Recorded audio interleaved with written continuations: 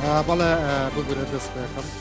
بینەرانی بەڕێز و خۆشەویست پیان سلااوتان لەبێر خۆشحاڵم ڕاست و خۆ لەگەڵتانام دیارە بۆ خۆتان نزان کە ماوەی 11 ڕۆژە وەکو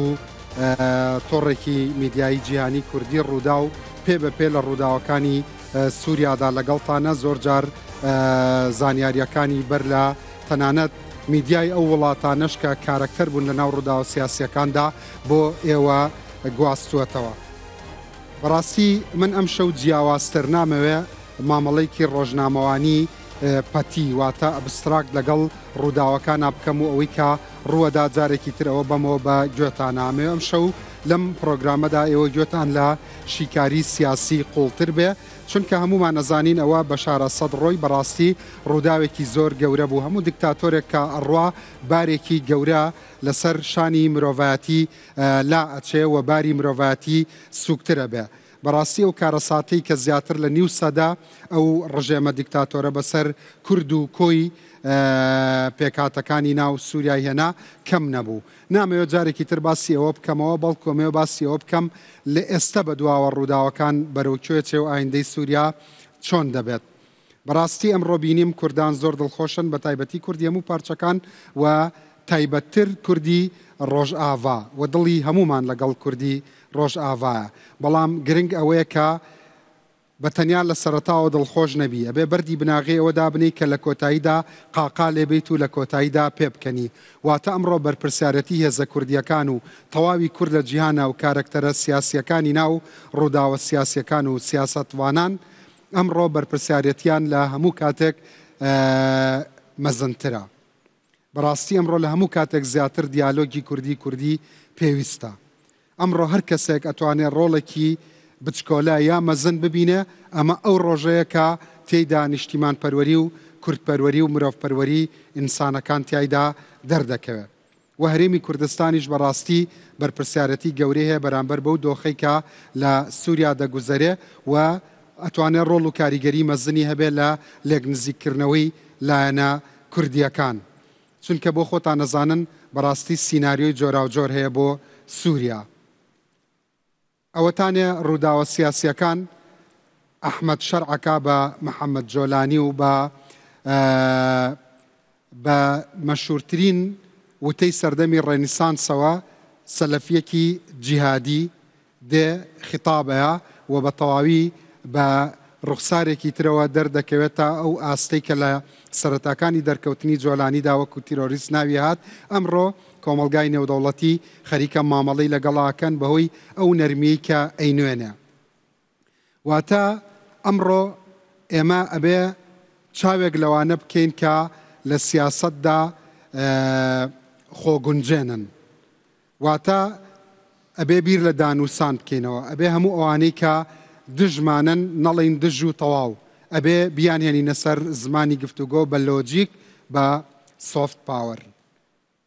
لەگەڵەوەشا بەڕاستی وەلانانی کورد پێگەی کورد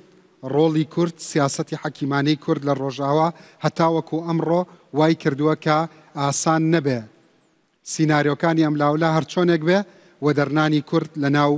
هاوکێشە سیاسیەکاندا ئاسان نییە. اینجا با من خۆم نەکەم بە محەلیلی سیاسی وشت بۆ خۆتان نەزان من بەرنامەی سیاسی زۆر پێشکەش ناکەم و بۆچوونی جیاواز لێرەیە ڕووناکبیران لێرەن دکتۆران لێرەن سیاسەتوانان لێرەن با بچمە لای ئەوان و کۆمەڵە گەنجی وشیاریش دیسان لێرەن. بەخێراتن سەر چاوەکانم سپاس بۆ ئامادەبوونی هەموو لایەکتان. ئەمڕۆ تا ڕادێک لە ڕوودا و بۆچوونەکانی جەنابتم جۆ لێ بوو بەڵام لە ڕوودا و لە ناو میوانەکانمە ئەوەی کە بۆچوونەکانیم جۆ لێ نەبووە بەڕاستی دکتۆر ئەبوبەکر کاروانیە سیاسەتوان و نووسەر هەروەها تێزی دکتۆراکەشی لەسەر مەسلەی نەتەوەی کورد و ئەوەیە بۆیە بۆم گرنگە بۆچوونت بزانم تا چەند بەم ڕووداوانە دڵخۆشی هەستینا دڵخۆشیە کە بەرمەبنای دیتنی ئایندەیەکی گەشت بێ بۆ کوردان. وڵێ بەناوی خوای بەخشندەی میهرەبان دەستە خۆش کاک ڕەنج بە خێراتنی میوانە ڕێزەکان و سڵاو بۆ بینەرانی ڕوودا و وەک پرەنسیپ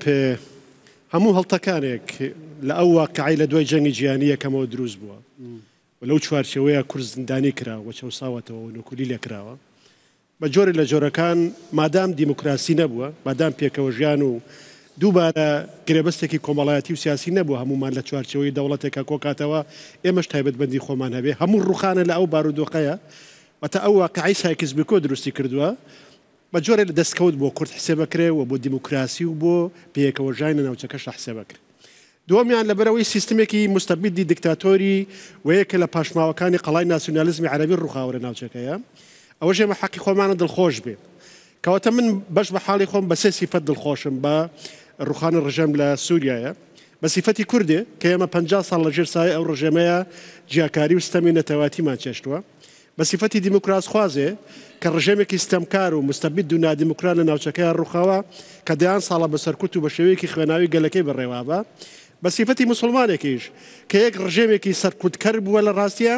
بۆ مسلمانان و ناسنامەی ئیسلامیش لە ناوچەکەیە زۆر گرنگە کە ئەمانە پێکەوە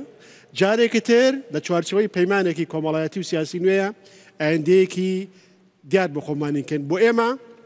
ئەمە نقطەیەکی نوێیە ڕەنگە شۆکیش بوو بێ بۆ هەندێک لە هێزە سیاسیەکان وەک پرەنسیب وەک بنەما وەک چوارچەوە وەک هێڵی گشتی باشە ئەگەیت ئێمە ئەگەینە کوێ بە بڕوا من بە گشتی مەسلەی کورد لە ئاستی خۆرڵاتی ناوەڕاستە بەرەو پاشەکشە ناگەڕێتەوە ئەکرێ هەندێک هەڵبەز و دابەسکە لەم پارچە لەو پارچە لەو هێز لەو هێز بەڵام لەسەر هێڵە گشتێکە بەرەو پێشەوە ڕوا پێشبینیەکەم لەسەر ڕۆژئاوایە لەوێ گەشتبینی بە ڕۆڵ و پێگەی کورد بە ئایندەی کورد بەوەی کە گەلە کۆمەکی گەورەی لە نەکرێ بەوەی کە کارکتەری ناو ئەم ڕووداوە سیاسی ڕۆیشتنی بەشار ئەسەد بە خراپ نشکێتەوە بۆ کورد با بە گەشتبین و ڕەشبینی هینی نەکەین بەوە هینیکەین کە ئێستا ڕۆژاوا کەوێتە بەردەم تەحەدایەکی نوێەوە ئەگەر وەڵامی ئەگەر بە گوێرەی تیۆریەکەی توێربی مامەڵی لەگەڵا بکەین ئەگەر خۆمان توانای وەڵامدانەوەی تەحەدیەکانمان هەبوو ئێمە قۆناغی گەبڕین ئەچینە پێشەوە ئەگەر نەمان بخواانەخواسا گەڕینەوە دواوە من بە شێوەیەکی گشتی ڕەشبین نیم بەڵام ڕێگاکەش تەحەدای جۆرا جۆری تیا هیوادارین ئێمە سەرکەوتبووین لەوەی لە بەرژەوەندی خۆمان و هێنانەکەی قۆناغێکی نوێ بتوانین بەسەریان نەزاڵ بێن زۆر باشە بەڵام یەک ڕستت لەلام بەجێمە ئەویش مەسلەی ڕووخانی یەکێک لە کۆڵەکەکانی ناسیۆنالیزمی عەرەبی پێت وایە ئەمە کۆتایی شۆڤێنیزمی عەرەبیە بەیە بە پێچەوانەوە لە سووریا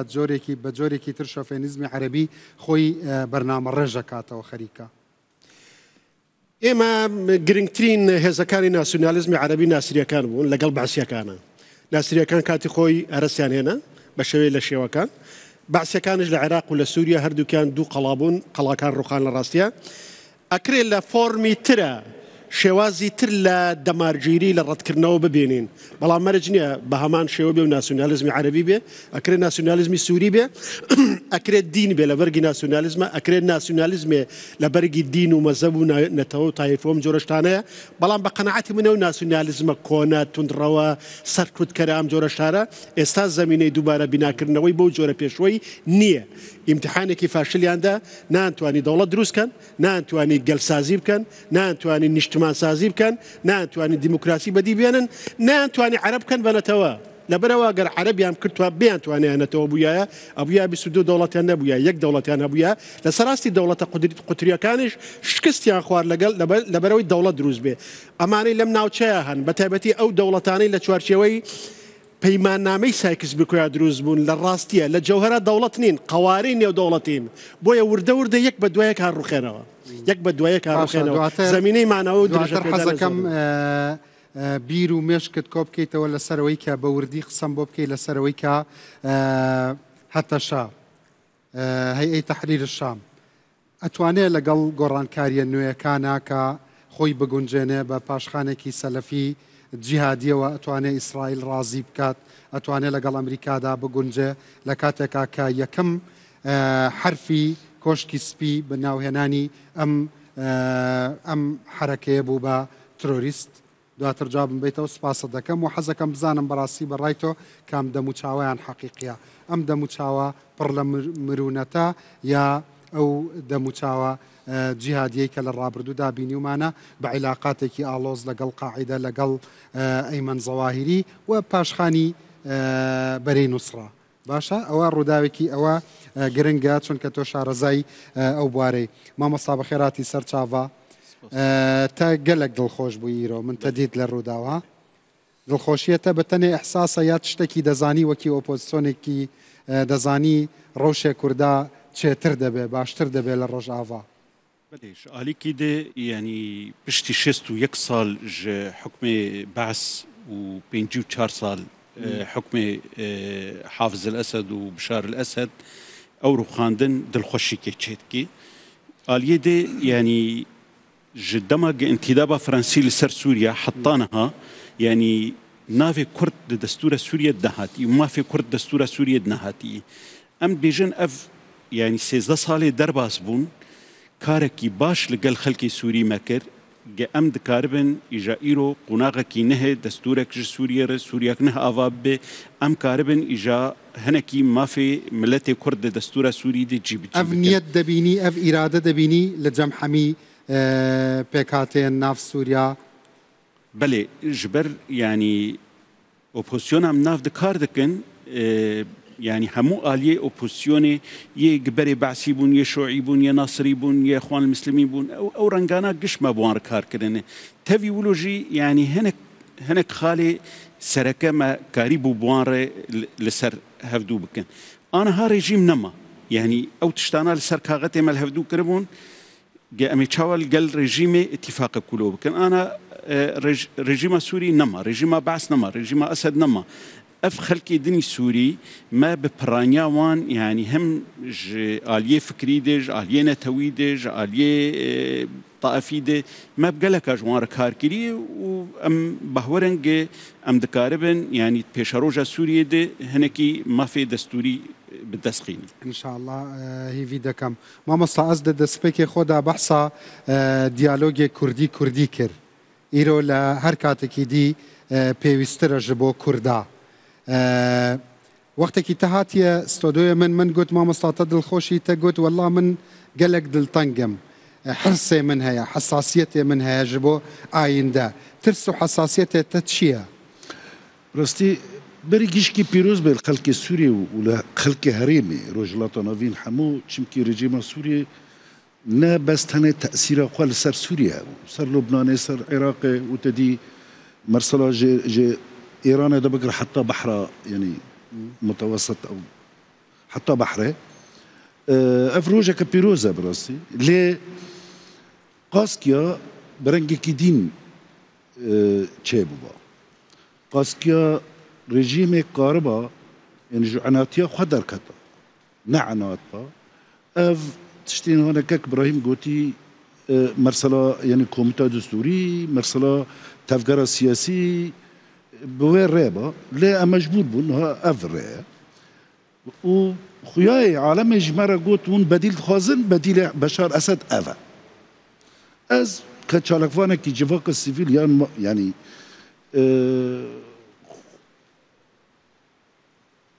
يعني اهتمامه من لسر مرسلان ما في مروفا از نقارم ببيجم انه اف بديلكي كيف مرا جيراتي چمكي يكجي اف هيئة تحرير الشام د لستا ارهابي ده ليو اني افيك اد ديا حتى نها كك ابراهيم جي قال دستوري كرو وبراستيجي جيركو ده حزار يعني حزارو نحسدو بيست حتى روجا هيرو چه قانون در كتن و چه دستور در كتن و چه تعاميم و مراسيمي در كتي ام كرد نيف ناكرنا كرد حتى او احصاء الاستثنائي فيرد بيجن دشيستي دا دبيشيا شيستي دا يعني تدا بيجي ديكتاتورك شو ذهنيتك يدي ذهنيتك ديني هانيكو يعني چمكي ام ما حتى خد ما في خد بس بيئتك ومناخك ديمقراطي هذا مناخي ديمقراطي برنجك يعني بزهريك شون دناف كردي روجا فادا قال لك هيا يا قشبينيه ما مصطفى ابراهيم برو بترزال قشبينيه كاك ابراهيم برو قشنيك سياسيه او ايش بالنتيجه وان رودان حمية سياسينا ازنا موقف ده حمية سياسينا اف اكت سياسيه راسته بس او چمكي مجبوره سياسيا و هف باندجي يعني هفبند مجبورة إبراهيم برو يا كاردا كاجبوت شكرنا أف كيف خوشيا كيف خوش بقى أويا دهندري ويدا ترسكجية دهندري محمود ترسكه أم نعم ما في مثلا الجناب بس عندك دبيجن أف حكمتا بتشك زوا تا حكم ددي لسر باشخانة هتشا نا سياسة إيرو ند جوانم از مجبور بوارا كارجي بكم مجبور چونكي اف روشا سوريا اف خلقي سوريين اف ديانات سوريا اف يعني وقت از كرد خو بيشكش تكم يكي ديندار جي خو بيشكش بك از مجبور بوارا او بكم ليه السبب ك يعني مروفكي اهتمامي بدستوريات كما ده حزور شهردا ده حتى روج هيرو من خما دستوريا قاريه اسكي تشاو السبب ببيجم دولتك مدني دين رئيس الدولة إسلام يا دين الدولة إسلام وجمجي يعني أزبجم العهد الدولي لحقوق الإنسان إعلان العالمي لحقوق الإنسان أفيا سموه الدستورية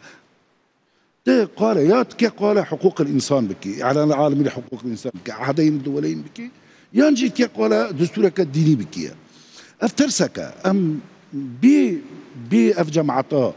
ريزو احتراما من جوارا براستيجي افنا بيانزر وجا خمك مزن خارن نرازان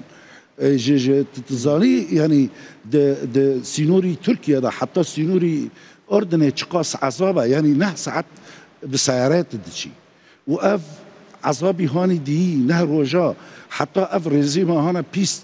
هانا نبس ديكتاتور منو كك ابراهيم از نظام دكتور عجب حبس دي لنا دي ما حبسه ويديا ام ظانن تشي اف ريجيما شبكي ام حبسي يعني بنارينا تشتكي وصانا جوهارتيا بشار شوية ذهنيتي بشار لا از قال تحدياتكم وكاك از قال تحدياتكم از بيم راستا روجا كابيروزا للتحديات اللي بيش ما مزلن ام دبي يعني آمدبن كرد كرد آماده يجب وان تحديات كرد جيرا آماده بن اس كيف اقرم برشا تهدو بس اس كيف اقرم برشا چمكي ديالوغا كردي اويا اساسا يعني اساسا نبس جبو يعني شكرنا موقفك السياسي خلق اتاد من بجدا بقر حتى ديريكي اف حي ساعات ناس ساعات تبسايرات داري اف خلق جيشكي فيها كو كاك ابراهيم برو يان انا كسي يان بيانكي ببجي بي امكي دست بس ديالوغا كردي بكنا اف يعني ورقه صالنا اف خلقا جا سياسيا ما دقازه وسياسيا ما نكونت في قافي بافي قارن هرن جنيفه قارن تيكل داربن باطراف اخرى سواء كاك ابراهيم بائتلافرا وبيانك مسد ونظام عشائر ونظام تشيك وتشيك لين نقارن بهفد بنيرن ونقارن مبادرات بكن تستاني اف 24 ساعتي درباس بوي اف 24 ساعتي هانا بالزور وبالصانجي از بخرا نظامه حتى انا تفكر ما سياسي جواتك مزن حزبي اوفا نكري هما بس بقى خفن كا روشه ما كتش بيها جي سكرتير يعني سكرتير البارتي هذا بقر حتى مستوي او ام جروبات ما جروبات يعني واتساب ام قال يعني كتبر بيك داس خوش دكارم بيجم ايرو للرجع افايه افا وبشكلكي واقعي تمثيلي جواكا رجع افادا كان افدو ديفتشوني ما مستوى ديفتشونو نارينا وقلقية جناب ما مستوى دنافبري واندو بوتشون دا جناب تتشد بيجي دكتور سلافوريس والله من قال لك يقشبينهم بيشكو بشار برو من زهر قشبين بهم يعني الجان زهر قشبينهم برقو قال لك تجربي بس عن مر درب عصبنا انا واش ورا شاد الدواء تجي انا خذ تجي شو رشا كم جهرينا سيستما كومونيزم بو وبشتي تشلو بين صالان لبلغاريا تكشو وجي بشار اسد شستو يك صال بعث وينجي 3 سال حكمي بنا ماله اواش تكشو برايا من اوا كودتايكي شورش جيري اواش شورش كي مزنه لين هرتش اماده يعني او خلكي قولدو بشار مع كينا وا سر پروردا بعثه يقول سر پروردا طائفيته يقول سنيه او علويه او كرد او خريستيان او كولتور هي او كولتور ماو بلام داخوازێکی هەمووان هەیە و یەکەم تشت ئێمە لە تائفیەتێ خلاص ببن لە دیکتاتۆریەتێ خلاص ببن لە بەنەماڵەیەتێ خلاص ببن لە سیستێمێکی سیاسی یەک ڕای ژێ خلاص ببن ئیرۆ ئەم بخوازن ئەم نەخوازن پشتی ڕۆخانە ڕژیمە باس و تێکدانا بەشار ئەسەد وەکە بەنەماڵە ئیرۆ ئێمە لە پێش فکرێکی سووری فرە حەزبینە فرە نەتەوی فرە کولتوری فرە حەزبینە و تەوری گرنگ و هەر کەس بسنترالیزم یعنی بحکمی مرکزی مجبور بوون ئیرۆ نەمەرکزیەت ژی بووی بەشێکی کولتورامای سیاسی ئەنی ئەوانە شۆڕەشە لە ئێمە نابم هەر تشت حاضر بخوازن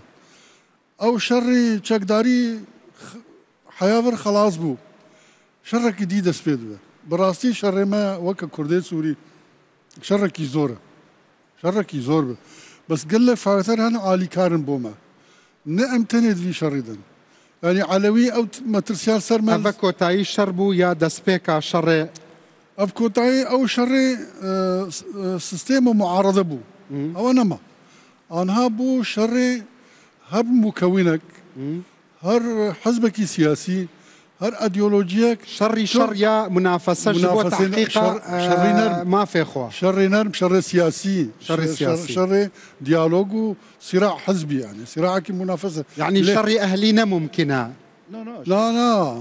ممکنە ممکنەش چێ ببێ ئێستا چێ بوو سەلمەن بش دەست پێ بوو دناوبەرێ کێدا ناوبەرێ قەسەدێ و فەسائلێ سووری سەر بە تورکیا ئەوە مشکلەیەکە ئەوە مشکلامە کوردان ئەوێ بڕاستی ینی بەرگۆ قەسەد فکرێکی یەک عالیە سەر بە پێکەکەوێ فەسائلێ سووری ئەوژی تەکڕەون للأسف ئەمژی بوانڕێن ینی و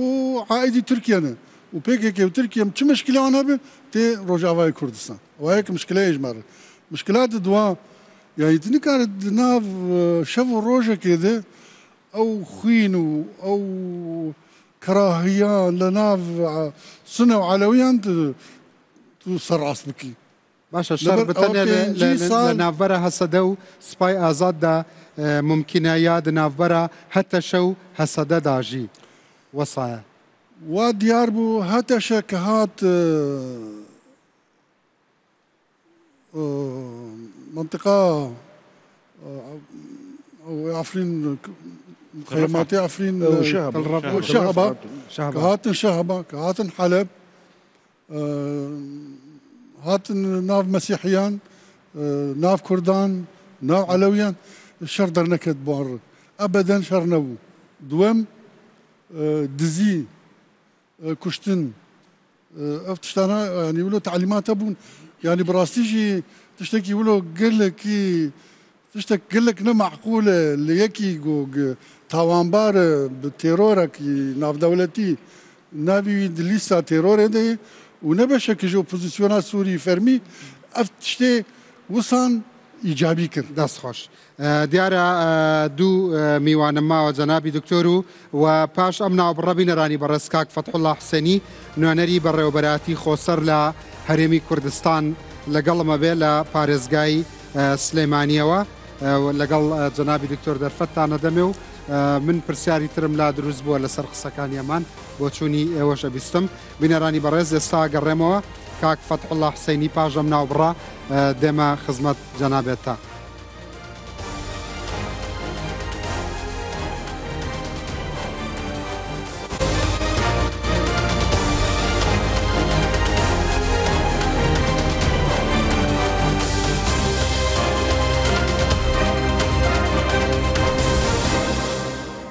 بەڵێ بەڕێزان جارێکی تر سڵاوتان لەبێت ئەمەوێ جگە لە گفتوگۆکەی خۆمان جاروبارەوەی کە پامنێرانمان یا ئەوەی کە ئاژانسەکان لەسەر زانیاری نوێڵێن ئەویش ئەوەیە کە ئەسەد و هاوژینەکەی لە رووسیان و لەوێ مافی پەنابەری وەردەگرن ئیتر دنیا ئاوایە مامۆستا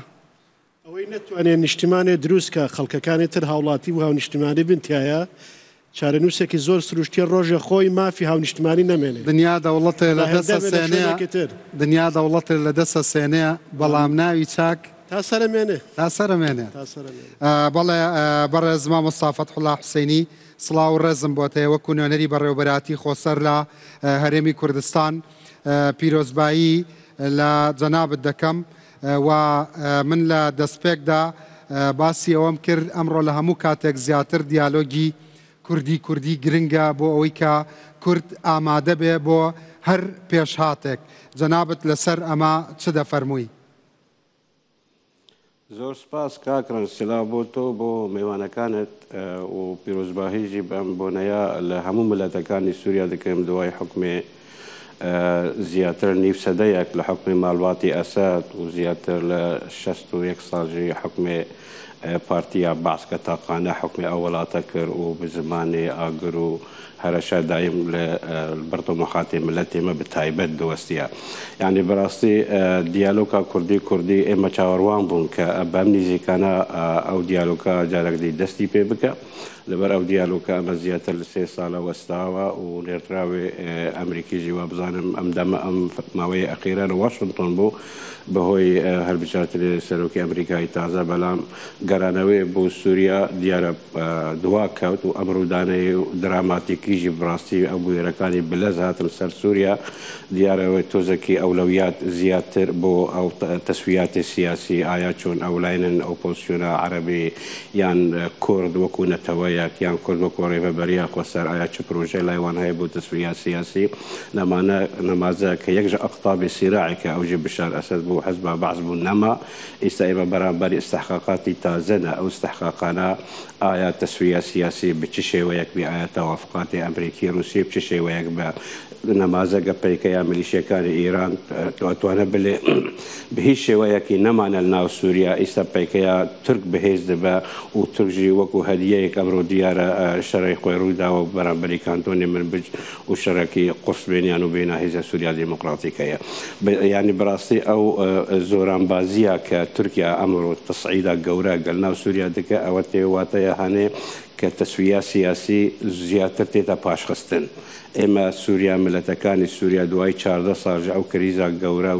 و سووریا کە بوو گۆرەپانەکە کراوە بۆ هێزن دەرەکی و تایبەت هێزن هەرێمی و هێزن ناودەوڵەتی ئەبێ ئێمە بۆ چارەسەرێکی دوای چارەسەرێکە سیاسی بگەرن ئەو چارەسەریە سیاسی کە ئەستەحقاقاتی هەموو نەتەوەکانی سووریا تێدا بە هەموو پێکاتەی سووریا شوێنیان تێدا بە نەبگەرێنەوە چارچەوە پێش 2011 و جارێکدی یەک فەرزێ حکم بکو یەک تائیفە حکم بکە و هەموو نەتەوەکانی دنێژی زەریبەیەکە گەورە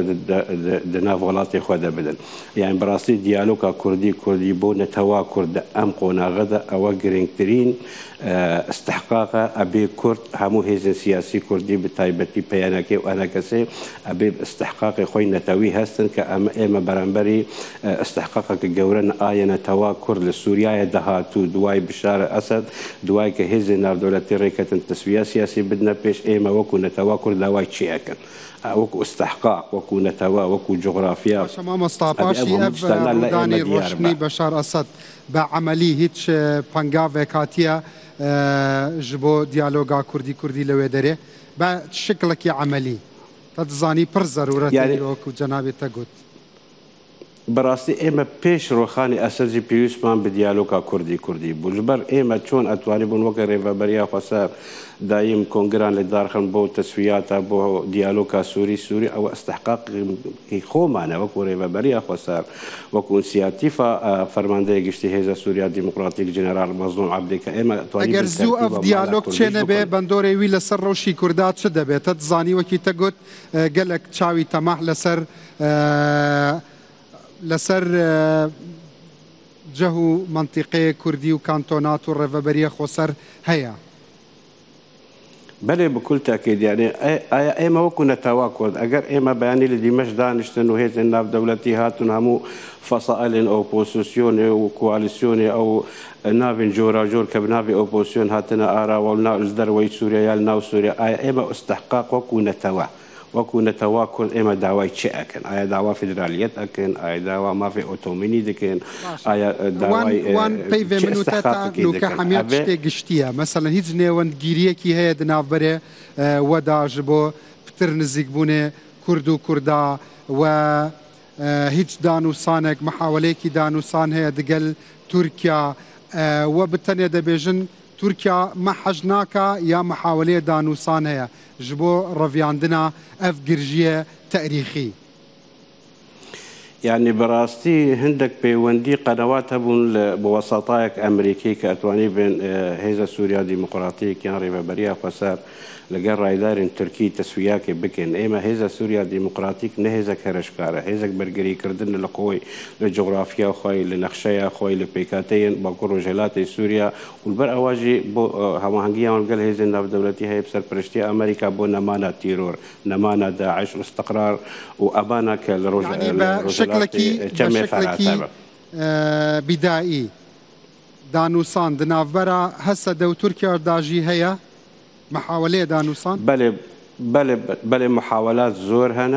محاولات زور هنا وبيت تركيا جيتي بقي كاسينوري بهاتيه باراستن لبرهيزا قصده نهيزا كهرشكارا وايما وكو كرد وكو نتوانا بن هرشكار سر تنتوايا كيديكا وايما سيلوري خما باراست وقطع نابن خطر سر امن قومي تركي وكو رايدار تركي ادي عادك بله دنوزراوي يك امريكي يك فرنسي باشي داز بكاربونا ترامبي باشي شنو هاتنين بورج اباي كردستان دكن صادق بما ناس فاسيات كم باشي داز بكاربونا ترامب چی دیتا گوهارتن لسر ساحت سیاسی سوریا باشي برسوي من بدي قالك سپاسيا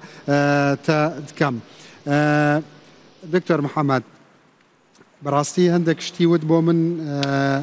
ضل خوشكر بو اويش او بوكا لسر زاري نونري برا براتي خوسر لاري كردستان الله لنافبري لنيواني هردو لان تركيا هەسەدەش دا دانوساندن هەیە پێویستە هەبێ و باز لە ضرورەتی دانوساندن دەکاڵێ بەڕاستی هێشتا دوا کەوتووە گرنگی دانوساندن لەم کاتەدا کاریگەری لەسەر ڕەوشی ڕۆژاوات چییە بێ و لەبەردەم ئەو هەر هەوڵێکی دژمنکارانە بەرامبەریان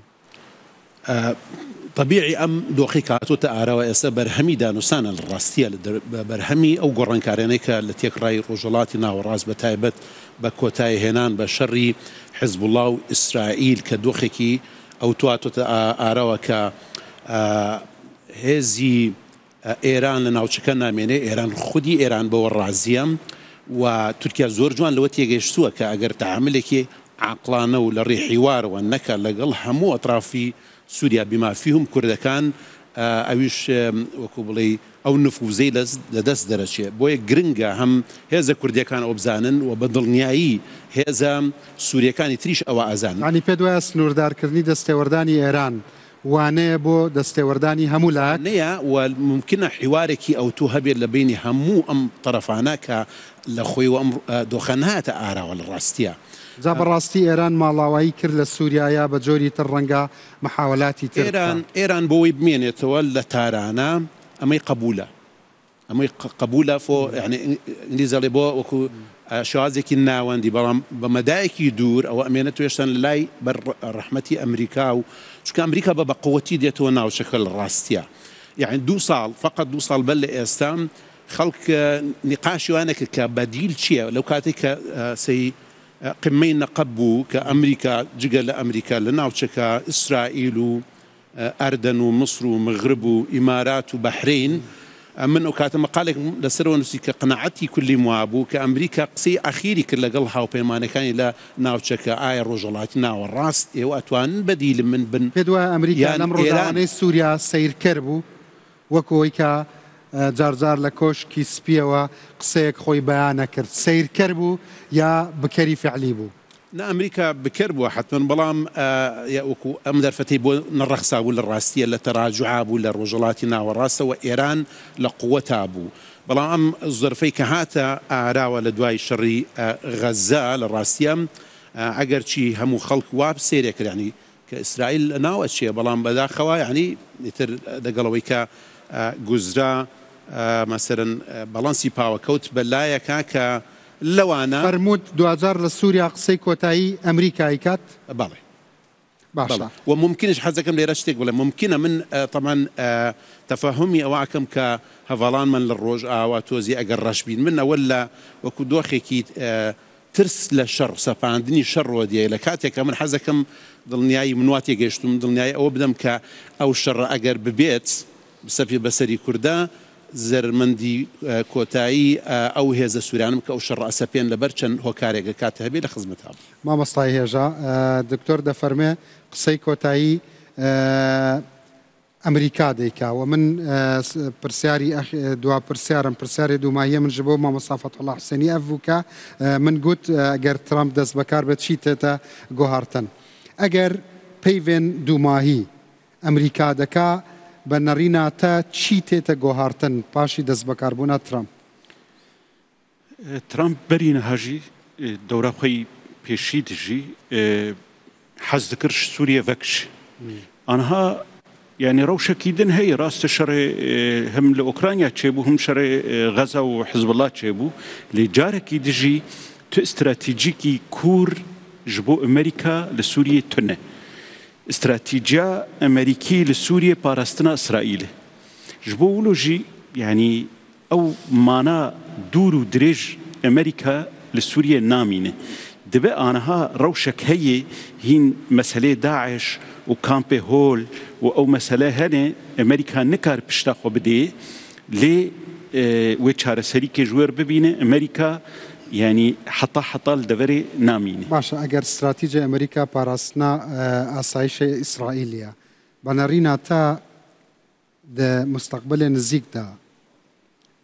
إسرائيل أفا لەلایەن ئیسرائیلەوە دێتە قبولکردن کە هێزێکی وەکو هەتەشا بە پاشخانێکی سەلەفی جیهادی ببێت دراوسێ ئیسرائیل نەممکنە ئیسرائیل بووی ڕەنگی قبول بکێ ئەو پرسیارە بۆ تۆشم کردو ئیرۆ گوهارتنێک لە دەڤەرێک چێ دەبێ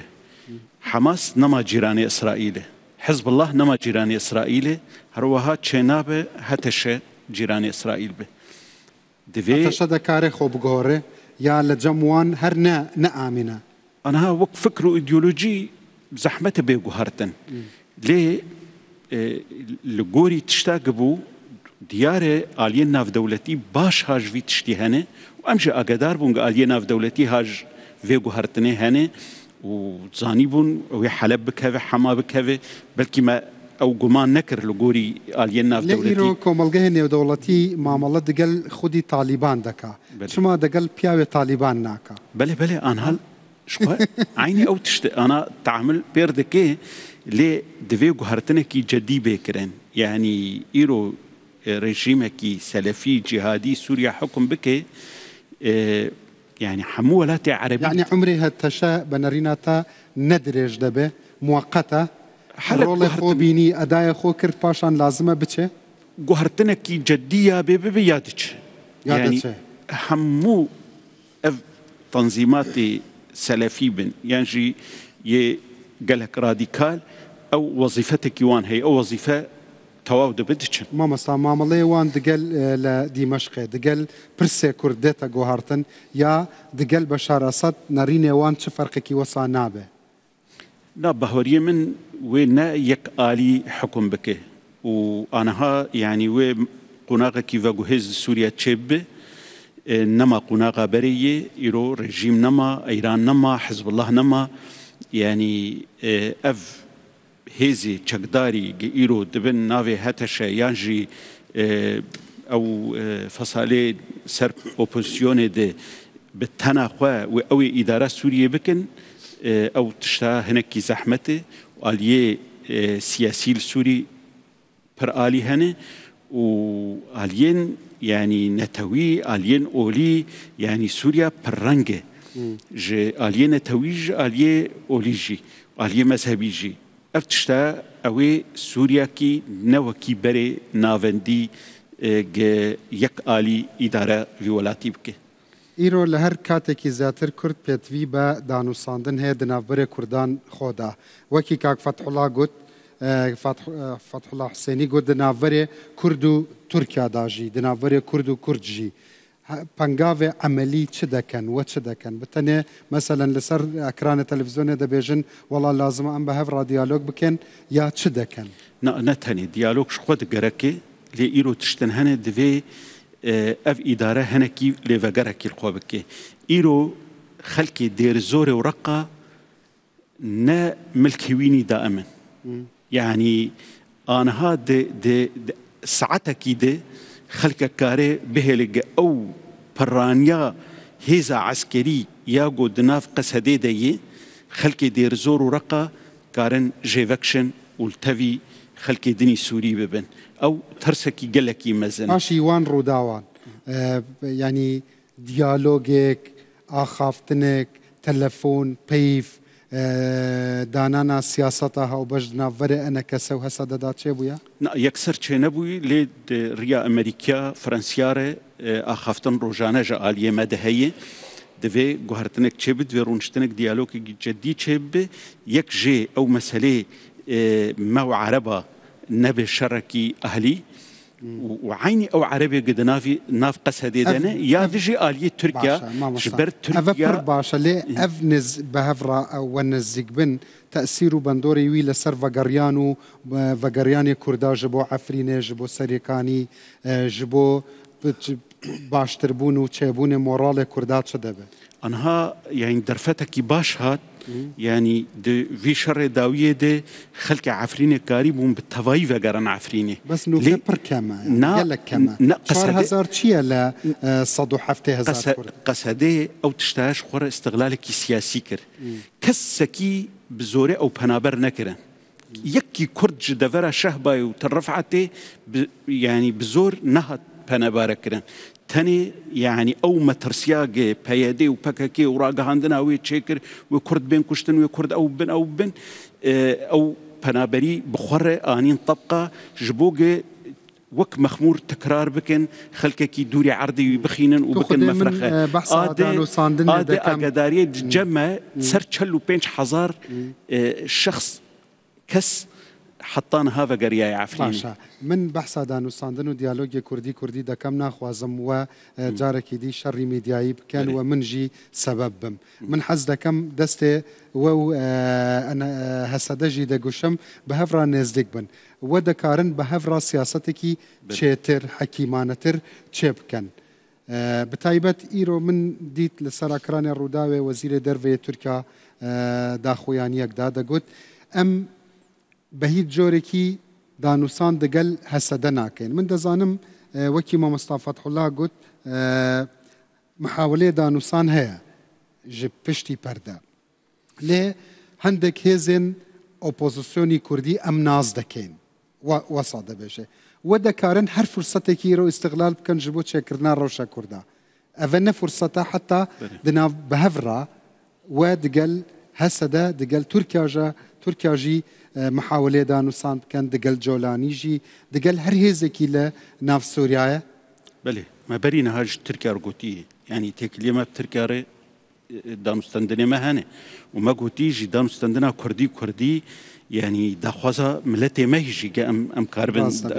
دانوستندنا كي كردي بكن لي او شرطي تركيا بيجي هين لعرضه هنه ايرو بشتي 10 صالة إدارة جدو 2014 حتى أنا بكري حافظ الأسد نخستي ايرو دبن شعاراتي بكاكيدي وسروك آبودي وأودي باش سوريا شو دفرق دن يعني إلا دفي يعني اف إدارة بدو خويا كرن حتى في كيجي جريداناوي ببكاكيفي وتزانجي تركيا فينا قبولناك وبرينها ريكفتن لقال أمريكا والقرن روسيا كري الزمان الإنجليزي دا تشتك هيا يك ارتيكل دبيجي باشي دبيجي بات باشي بات حساب ديت حساب هجمار كرن ديت حساب كرن لي ايروجي وزير درفي تركيا قوت ام تعامل دقل هالصدنا كين مجر خوب جهورن مجر يعني أفا ممكنة وكي تشتكي ئیجابی بێتە قوبولکردن و بێتە وەرگرتن بەنەڕینەتە ئەڤە چاوا دەبێژی ئەڤە دەست درێژکردن نییە ji بۆ تەوقع ji بۆ دانووساندن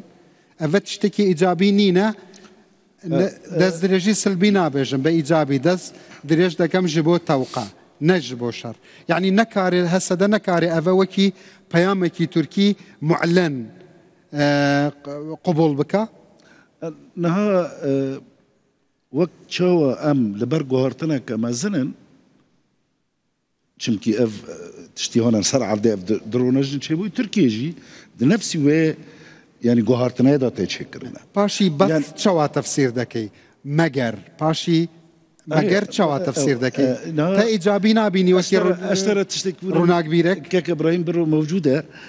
پارتین ما دگوتن ئەم دبێژن ئەرێژ بەشار ئەسەد ڕۆژ بۆ انتخابات و نظام چیک و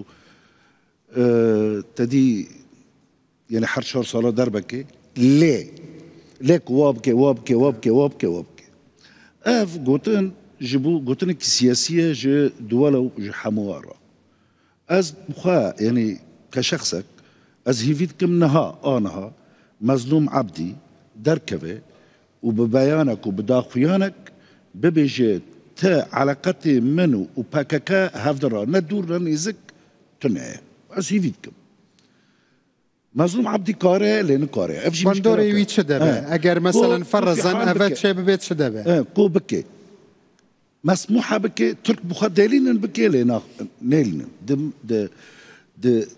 د افكرنا دولتها دا برتشنا هنا بنت اولاد تشكرن دبيجي مس اس هيفيت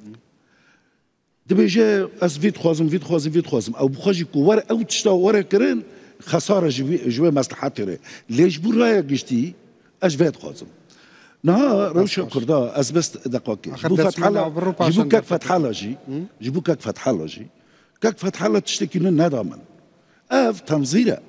والله تفكر كردي بر استحقاقك اما يكي فلافل الكوبر يتشيد كي اوجي زانه اف استحقاقها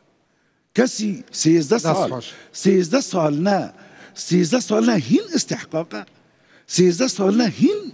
اف دبيت شبابه و خدي بريار سف جبوته وردقرم مامۆستا فتح الله لێ پاشی ئەو ناوبڕ و دەخوازم نەرینە مامۆستا ئەبوبەکر کاروانی دکتۆر کاروانیژی بزانم ji هەمبەر دیفچوونە مامۆستا ئیبراهیم برۆ کە دەبێژێ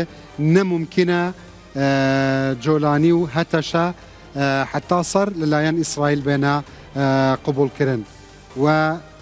من نەزانم هێزێکی سەلەفی جیهادی دەکارن ji بۆ خاتری سیاست هەمی مەبدە و دیتنا خۆ ji بۆ دنیا ji بۆ قیامەت بگۆڕن ئایا ممکنە ئەvە نەزانم مەسەلەن تە پتر ji min ji dinyayê عقیدە wan tiştada şarezayî derfetê te didem paşî ev navbir bîneran hêja esta agerrême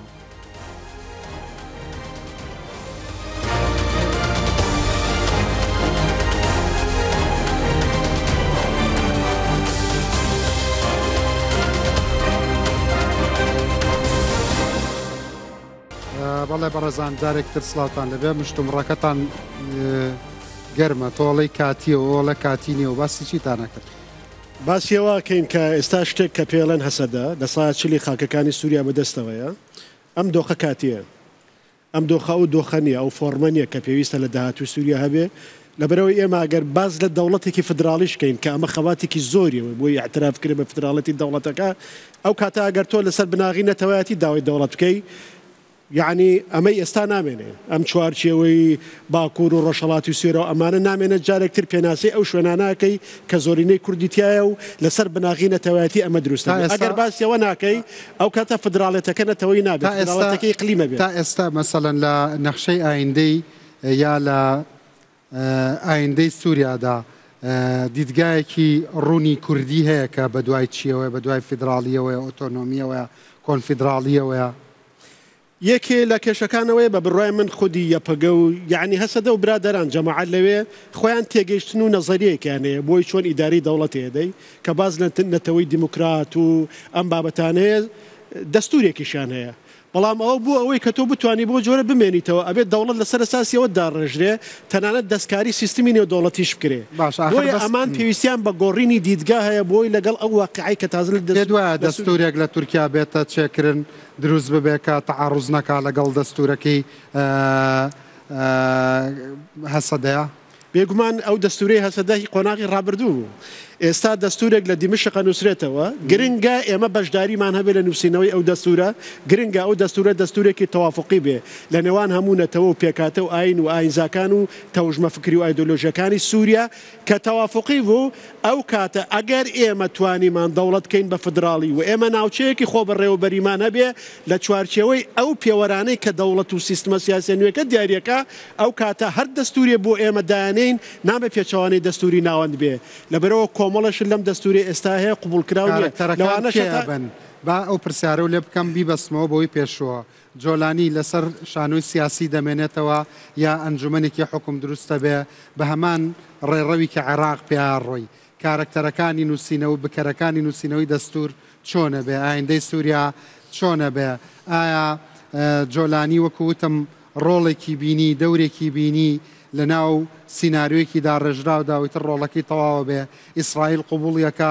سەلەفیەکی جیهادی دراوسەی بێ لە کاتێکا خۆی ئەمڕۆ نەتانیاهو هاتە سەر سنوور وتی ئەمە بەرهەمی لە ناوبردنی حیزب الله بوو ئازادی سووریا جاگەر تۆزە کاتم پێ بێ لە بەرەوەی پرسیارەکە دوور درێژە وەک پرەنسیب ئایا ئەکرەیەکێ دیدگایەکی توندی هەبوو بێ دوایی بگۆڕێ بە تایبەتی لە بازنەی ئیسلامیە بەڵێ ئێمە نمونەمانەیە زیاد لە نمونەیەکمانەیە ئێمە نمونەی جیهادیەکانی میسرمانەیە نمونەی کۆمەڵی ئیسلامی میسریمانەیە کۆمەڵی جیهادی میسریمانەیە لە ناو زیندانەکانی میسرا پرۆسەی بە خۆداچوونەوەی فکریان دەست پێ کرد تەنانەت کۆمەڵی ئیسلامی میسر 25 کتێبیان ڕخنە نووسی لەسەر ڕابردووی خۆیان کەوتیان ئێمە هەڵەت تێگەیشتون لە دین و مەهڵی مامەڵەمان کردووە و خەڵکی بێتاوانمان کوشتووە بە دیدگایەکی نوێەوە هاتنە دەرەوە لە زیندانەکانە تەنانەت دەم ئیسلامیانە لای خۆمان من لە ناو تەوژمە ئیسلامەکە گەورە بووم ئەگەر بگەڕێنەوە بۆ هەشتاکان زۆر کێشیان هەبوو لەگەڵ ناسیۆنالیزم لەگەڵ دیموکراسی لەگەڵ مەسەلەی ژێن لەگەڵ مافی هاوڵاتی لەگەڵ پەرلەمان ئەنجا بانگەشی دەوڵەتی ئیسلامیانە کرد پیادەی شریعەتیانە کرد ئێستا بینن لە چوارچەوەی بارودۆخێکی نوێیە داوای بەشداری سیاسیەکەن و داوای ئەوواکەنە دەستوری هەرێمی کوردستان و عێراقا ڕێز لە ناسنامەی ئیسلامی خەڵک بگیرێ و ڕەچاوی شریعەتی ئیسلامی بکرێ وەکو سەرچاوەیە بەمەرجە پێچەوانەی پرەنسیمەکاری دیموکراسی نەبێ دەستوری سووریاش بەو شێوەیە بێ دەستوری سووریا دەستورێکی ئیسلامی دیموکراتیە بێ یا ناوێ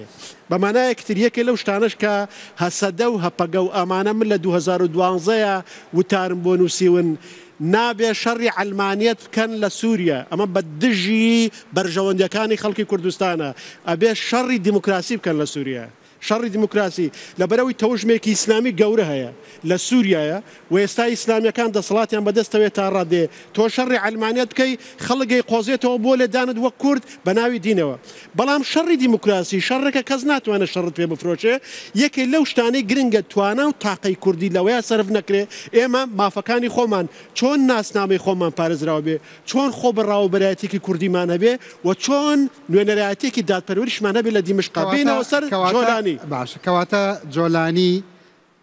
ڕۆڵێکی بینی و ئەڕواایە ئەبێ بە کارکتەری سەرەکی و بکەری کۆمەڵە ڕووداوی تری گرنگی ناو سووریا ئەمێنێتەوە ئەوەی جۆلانی چ ڕۆڵێگە بینێ و گۆڕانەکەی تەچەندە ئێمە دوو پێوەرمان هەیە بۆی پێوەر شتێ پێوین کە گۆڕانکاری هەیە یەکەمیان ئەدەبیاتی ئەو هێزە دووەمیان ڕەفتاری مەیدانی ئەو هێزە بەکردەوەی ئەو هێزە ئێستا ئەدەبیاتی جۆلانی و هەیئەی تەحریر کە هەیئەی تەحریریش هەڵەوەشێتەوە یعنی بزانە گۆڕانکاریەکان چۆن بوون جەبهەی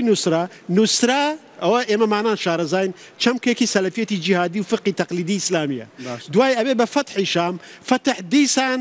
یعنی لە ژێر سێبەری چەمکێکی ئیسلامیە دوای ئەبێ بە تەحریری شام تەحریر وشەیەکی مۆدێرنە تەحریر شامیش یعنی ئێمە هیچ خواستێکی دەرەوەی سنوورمان نییە قاعدە نین و داعش نین و ئێمە هێزێکی نیشتمانین بە باگراوندێکی دینیەوە تەحریری شەڵەوەشێنەوە ئەیکەن بە شتێکی تر ئێمە لە ڕۆژانی ڕابردووە ڕەفتارەکانی ئەوانمان بینی پابند بوون بە پێوەرەکانی یاسای ئینسانی نێودەوڵەتیەوە باشە جا ئەمە تەفسیر و تەحلیلی مامۆستا کاروانیە من باسی دیدگای ئیسرائیلم کرد ئیسرائیل ئەمە قبوڵەکە ئیسرائیل بەرژەوەندەکانی خۆی ئەوێ ئیسرائیل بە هیچ جۆرێ ڕژێمی قبول ناکە ڕادیکال وەکو داعش وەکو تاڵیبان وەکو مەترسی دروستکە بۆ سەر ئاسایشی ئیسرائیل بەشێ لەوەی کە کوردیش جێگای باەخی ئیسرائیل و ئەمریکای لەم کاتەیە ئەوەیە بوونی هێزێکی کوردی چەکدار ناوەیەکی کۆنتترۆلکراوی ناوچێکی کۆنتترۆلکراوی کوردی وەرەقەیە بەدەست ئەمریکا و ئیسرائیل و وڵاتانی عەرەبیەوە بۆ ئەوەی ئەو سیستمە سیاسی لە دیمشقادێتەکایەوە سیستمێکی میانە ڕەو بێ دیموکرات بێ ڕادیکال نەبێ دژی بەرژەوەندەکانی ئەوان نەبێ یەکێ لەو شانسانەی کوردێتی لە ئەم بارەوەیە چ پێکاتەیەک چ هێزێک چ دەستەیەک چ تەنزیمێک ڕێخستنێک دڵخواسترینە بەلای ئەمریکا و ئیسرائیلەوە بەڕای تۆ لە ئەدایە لە ئەخلاقیاتە لە کرانەوەی بەڕووی دیموکراسیە بە بڕای من ئەوان ئێستا ڕەنگە هەسەدایان لە خەڵکی تر لا مەقبولتر بێ لا مەقبولتر بێ هەمووشیان لا مەقبول نییە یعنی هەتا و سەریش مەقبولیان نییە بەڵام لا مەقبولتر بێ لەبەرەوەی لانی کەم هیچ پەیوەندیەکان بە ڕادیکاڵێتی ئیسلامیەوە نییە پەیوەندیان بە ڕادیکاڵێتی چەپەوە هەیە ئەنجا هەندێک گروپی خۆشانەیە هەتا چەکداریش بەغاویری پەروەردەکراویان هەیە هەندێک گروپی بچووکیان لەناو هێزەکانی ئۆپۆزیسیۆنی سووریا هەیە ئەوانە بەڵام لای ئەوان مهم نییە ئەبێ هەموو هێزەکان بەشداری دروستکردنی سیستمی نوێ بکەن و تورکیاش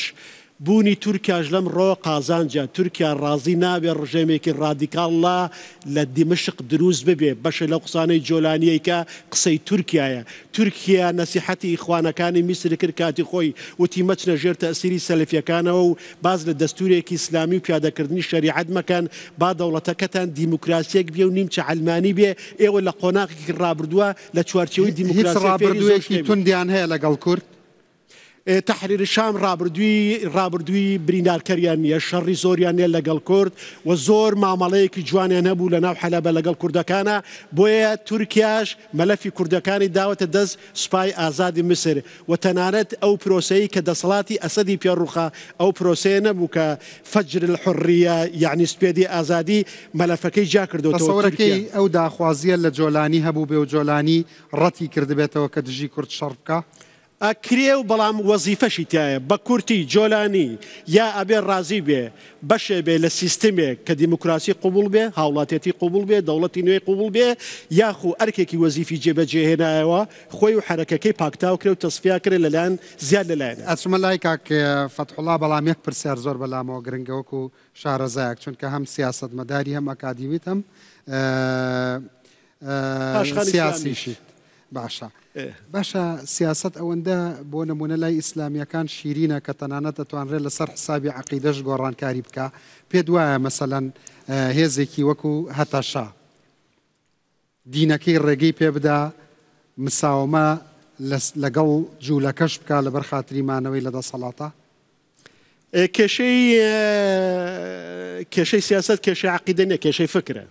یعنی ئەو بە پێچاوانەوە سازش لە عەقیدەکەی ناکە بەڵکو خراپ بەکارهێنانی عەقیدەکەی ڕاستەکاتەوە لە ململانەی سیاسیە واتا گەڕێتەوە ئیسلامی ترە بێ ئەخلاقی ترە بێ دینی ترە بێ هاوسەنگترە بێ قۆناغی پێشووی نائیسلامی بۆ نائەخلاقی بووە کە عەقیدەی بەکارهێناوە لە خوێن ڕشتن و ململانی ناوخۆیە لە پێناو ئاماجی پوچە تەسەوڕەکەی مووقیفی بەرامبەر بە ڕێگای داوود چی بێت جۆلانی لایەندا ئەوە مەسلەیەکی ترە پەیوەندی بە کۆی دەوڵەتی سووریا و تورکیا و کۆی ناوچەکەەوە هەیە بەڕێگەی ئیسرائیل واز لەم ویستە بهێنێت یا ڕێگای داوود ڕێگایەکی کراوەی و هەر کاری بۆ دەکات ئەگەنە چی ئێستا ئەم ئۆپۆزیسیۆنە کەناڵیان لەگەڵ رووسیا کردوتەوە لەگەڵ کۆماری ئیسلامیێران کردوتەوە ئەوە لەگەڵ ئەوروپاوانە لە سەرخەتن لەگەڵ تورکیاوە هیچ و لەگەڵ عەرەبەکان و هەمووی لە سەرخەتن ئەوە تەنها جۆلانی و تەنها چەکدارەکانی ناو دەمیشقش نین سیما و ڕوخسارەکانی ئایندەی سووریا و سیستمە سیاسیەکەی دیاریەکەن ئەوان بەشێکن ئەوان بەشێکن لەوەی کاتی ئەمان ڕازی بووین سبەینە دستورێکی دیموکراتیە بێ هەڵبژاردن هەبێ ئێمە پێمان ناوەتە قۆناغی دوای دەوڵەتی ئایدۆلۆژی و ڕادیکاڵ و ئیسلامی سیاسی و تاڵیبان و ئەنجایەکە دراوسەی ئیسرائیل بێ هەندێشتی لێ قبول ناکرێت لە دوورەوە لێت قبوڵەکرێ بەس لە پاڵ ئیسرائیلەوە لێت قبول جوانە بە یەک ڕستە مەترسی لەسەر کورد چییە بەتایبەت هەسەدە لە ئێستادا ئەگەر هەر هەموو کورد بەیەکەوە یەکدەنگ مشارک نەبن لە داڕشتنی پلان و بینینی دنیابینی بۆ ئایندەی کورد لە سووریا. گەورەترین مەترسیەوەیە هەسەدا نەبێ بە قوربانی تاکو و ڕێککەوتن لەسەر سیستمە بێ لەبەرەوەی پێشەوەی قۆناغی ئینتیقالی لەوێ دەستکە ئێستا قۆناغێکی ئینتیقالی دەستی پێکردووە بە بێ ناولێنان چۆن خۆتە پارێزی تا ئێستا جوان سیاسەتەکە تا ڕادەیەک باشە تاکو ئێستا چۆن گرژیەکان کەمەکەیتەوە چۆن ماڵی کوردی ڕێگەخەیتەوە چۆن پەیوەندی و پرد لەگەڵ تورکیا دروستەکەی لەگەڵ دەوروبەر و عەرەب و هەموو لایە دروستەکەی چۆن قبولتە ئەو واقعی کە ڕووی داوە چۆن شۆک بەردەتە چۆن قەناعەتەکەی قۆناغەکەی ڕابرد و کۆتایی پێهات دنیایەکی نوێ هاتوتەکایەوە عەقڵی نوێ پێوەری نوێ دیدگای نوێوێ و ڕوحەتی نوێوێ مامەڵی لەگەڵە. تۆ چۆن تەفسیری قسەکانی وەزیری دەرەوەکەیڵێ مەگەر خۆیان بگۆڕن هەستەکەی ویستێکەیە بۆ دانووسان بە فەرمی لە سووریای تازەیە دانووسانی کوردی تورکی؟ بە بڕای من ئەوە ویستێکی ئەوروپیە ویستێکی ئەمریکیە فشارێکی ئیسرائیلیە ویستێکی هەرێمی کوردستانی باشووریشە تورکیا پێمانەڵێ ئێمە داخوازیمان هەیە وەرن پێمان بڵێ مەبەستمان چییە لە خۆگۆڕین وەرن جۆمان لێ بگرن مەبەستمان چییە لە خۆگۆڕین با بکەوینە قسە و ڕێککەوین لەسەر ئەوەی کە پێویستە لەسەری ڕێک ئەنجا ئەم وەڵامی ئەماگەر ڕێک نەکەوین لە دوایە ئەبێ حسابی ئەوەشکەین کە زەمینە سازی بێ بۆ پاساودانی ڕەنگە بەشێ لە وەڵامی ئەم پرسیارەت لای مامۆستا ئیبراهیم برو مامۆستا فەتحوڵڵا حوسێنی بێ مەبەستیان چییە لە خۆگۆڕین و ئەزانم کۆمنتی شت هەیە لەسەر قسەکانی پێشووی مامۆستا ئیبراهیم برۆ و لەسەر حرسەکەی مامۆستا فاروق کە حەزەکە زوو دیالۆگی کوردی دروست ببێ بە عەمەلی هەرچەندە بەڕاستی نەکبەتترین و قوربەسەرترین میلەتی دنیاین کەچی باسی دیالۆگی کوردی کوردیەکەن نەک هەر لە ڕۆژاوا خەمو نەبێت لە باشووری شەروە ئەوە حکوومەتەکەشمان لە تاسایە. بەێ بڕاستی یعنی کوردەوەندە مافی هاتیە چەساندن بەڕاستی دیارە ئەو نتوانم مواكبة العصر جبابل بكن يعني براستي هذا سوريا ديمقراطيك ضمانات زور دايا تركيا كايوان قطعا نهر شان سر دولة تركيا بلام ديار شرط مرجن تركيا جي هنا يعني تركيا جي داوادك او هريماني هنا يعني كهريمين آرام بين جارسرية سياسي اگر هذا بيش راستا كورد يعني دي فاكتو كي جورا لاي وان هيا بلام لاي تركيا جيجاي قبولنية او نقشەیە گەورە دەستی کوردەیە تورکیا هەموودا دەزانن بشۆ بینن تورکیا فۆبیایەکی هەیە بەڕاستی بەرامبەری کورد یعنی ئەو دەستکەفتەکانی کوردان لە هیچ شوونێکی قبول ناکە یعنی بەڵام ئەف خیتابێکی ئیستا بلم جارێک دی فاروق نە لەوە خیتابەکەی فاروقی خیتابێ پێش ڕێژیمە ئەسەد و پاش ڕێژیمە ئەسەدە بێ تۆزێکی خۆی عەقلیەتی خۆ بگۆڕێ یعنی ئێوە چ دەکەن بۆی دەستکەوتەکانی کورد قبول بکات تورکیا يعني تركيا أبي قبولي بك تركيا أبي دراوسية خريكي جمعي سفرية بدلقل تركيا يا دانوسان يا مثلا محاولة يا خوغون جاندن يا بوجولاني أتوانيا سلفي جهادي به استباسي مدني وحكمي داو دزقاي دولتي بك بو كورد ناتوانيا أما ممكنة يعني نك أجر إما وابن أبي إما بقريون وجارنا أجابي خطابة كردي وكنا تويق بدوام أو تشتري رود تركيا نبس نيجار عندك تركيا لبرج دوسيا سوريا للدستي درشو تركيا خسارتك الجورة بوكريزا سوريا دا بلا هيش دسكفتك نبو طاقتنيا ولاتي خوي سوباي خو شتكاني خو خست الشركي كدسبيكي هبو وتالي أو نبو إستاجي أو هذا شك هاتنا الناو دمشق وناو حلب أو أنا هميا لجير فشارة تركيا درشونا أمانا إستا جروبا كان بيواندية وان قال هذه الناو دولتي هاي قناعات مدى أو أنا استمرارية توان لدمشق وأتواني بالحكم كيراقي وأتواني دمشق حكم بكن وسوريا إذا هاتو حكم بكن أواجي محالة قطعا ناي قبول كردن هذا كهاتي دروس كردن 2012 بنابل جبهة النصرة ويكم إيريشي وانجي سر شاري خو معمول سر نقشة كردستان سوريا بو كأوجي باجاري سريك يعني بو إستهاتية ببلان طبعا أو بلاناج أجر كفتلك نقل هذه ناف دولتنا بو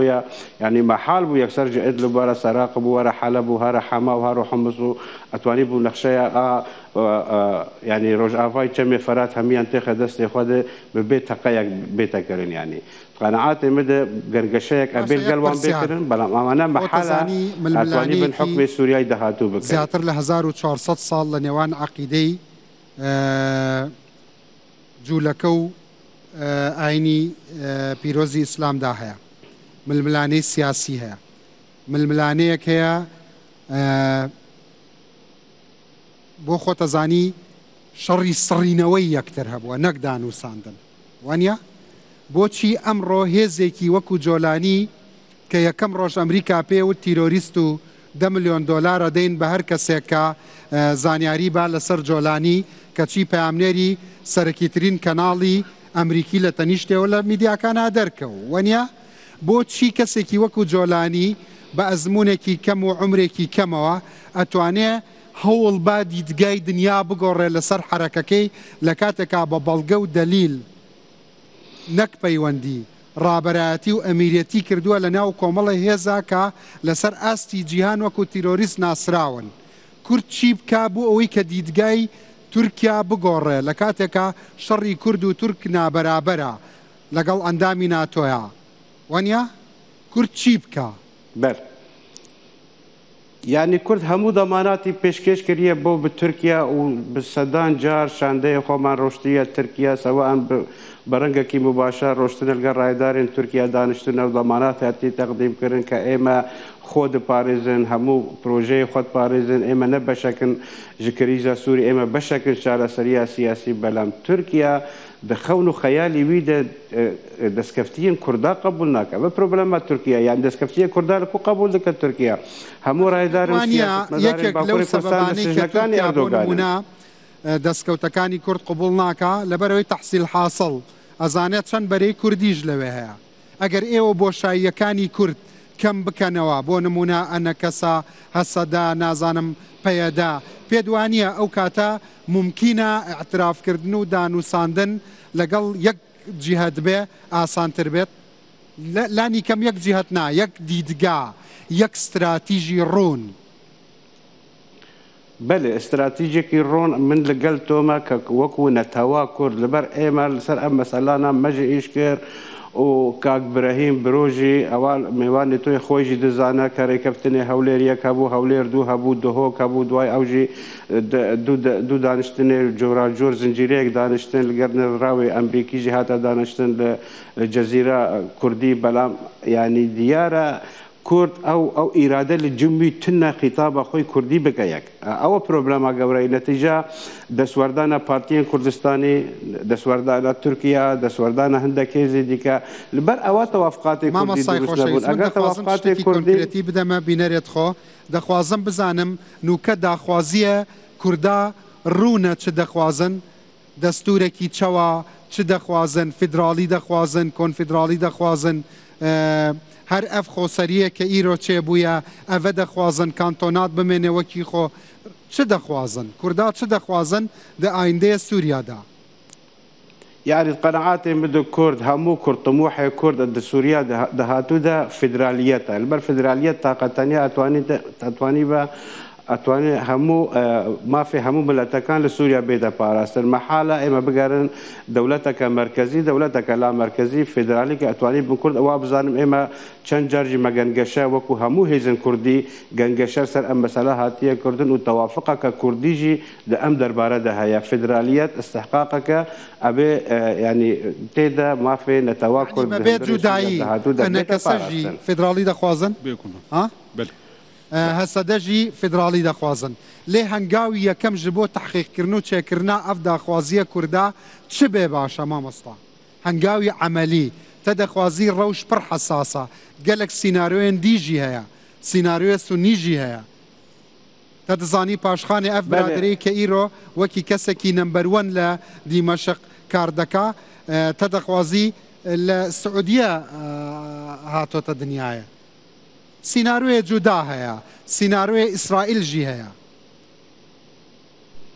بەێ بزووترین کات ئێمە ئەتوانی بن ئەو پرۆژەیە کوردی هەیە ئێمە دەستی پێ بکەن و بزووترین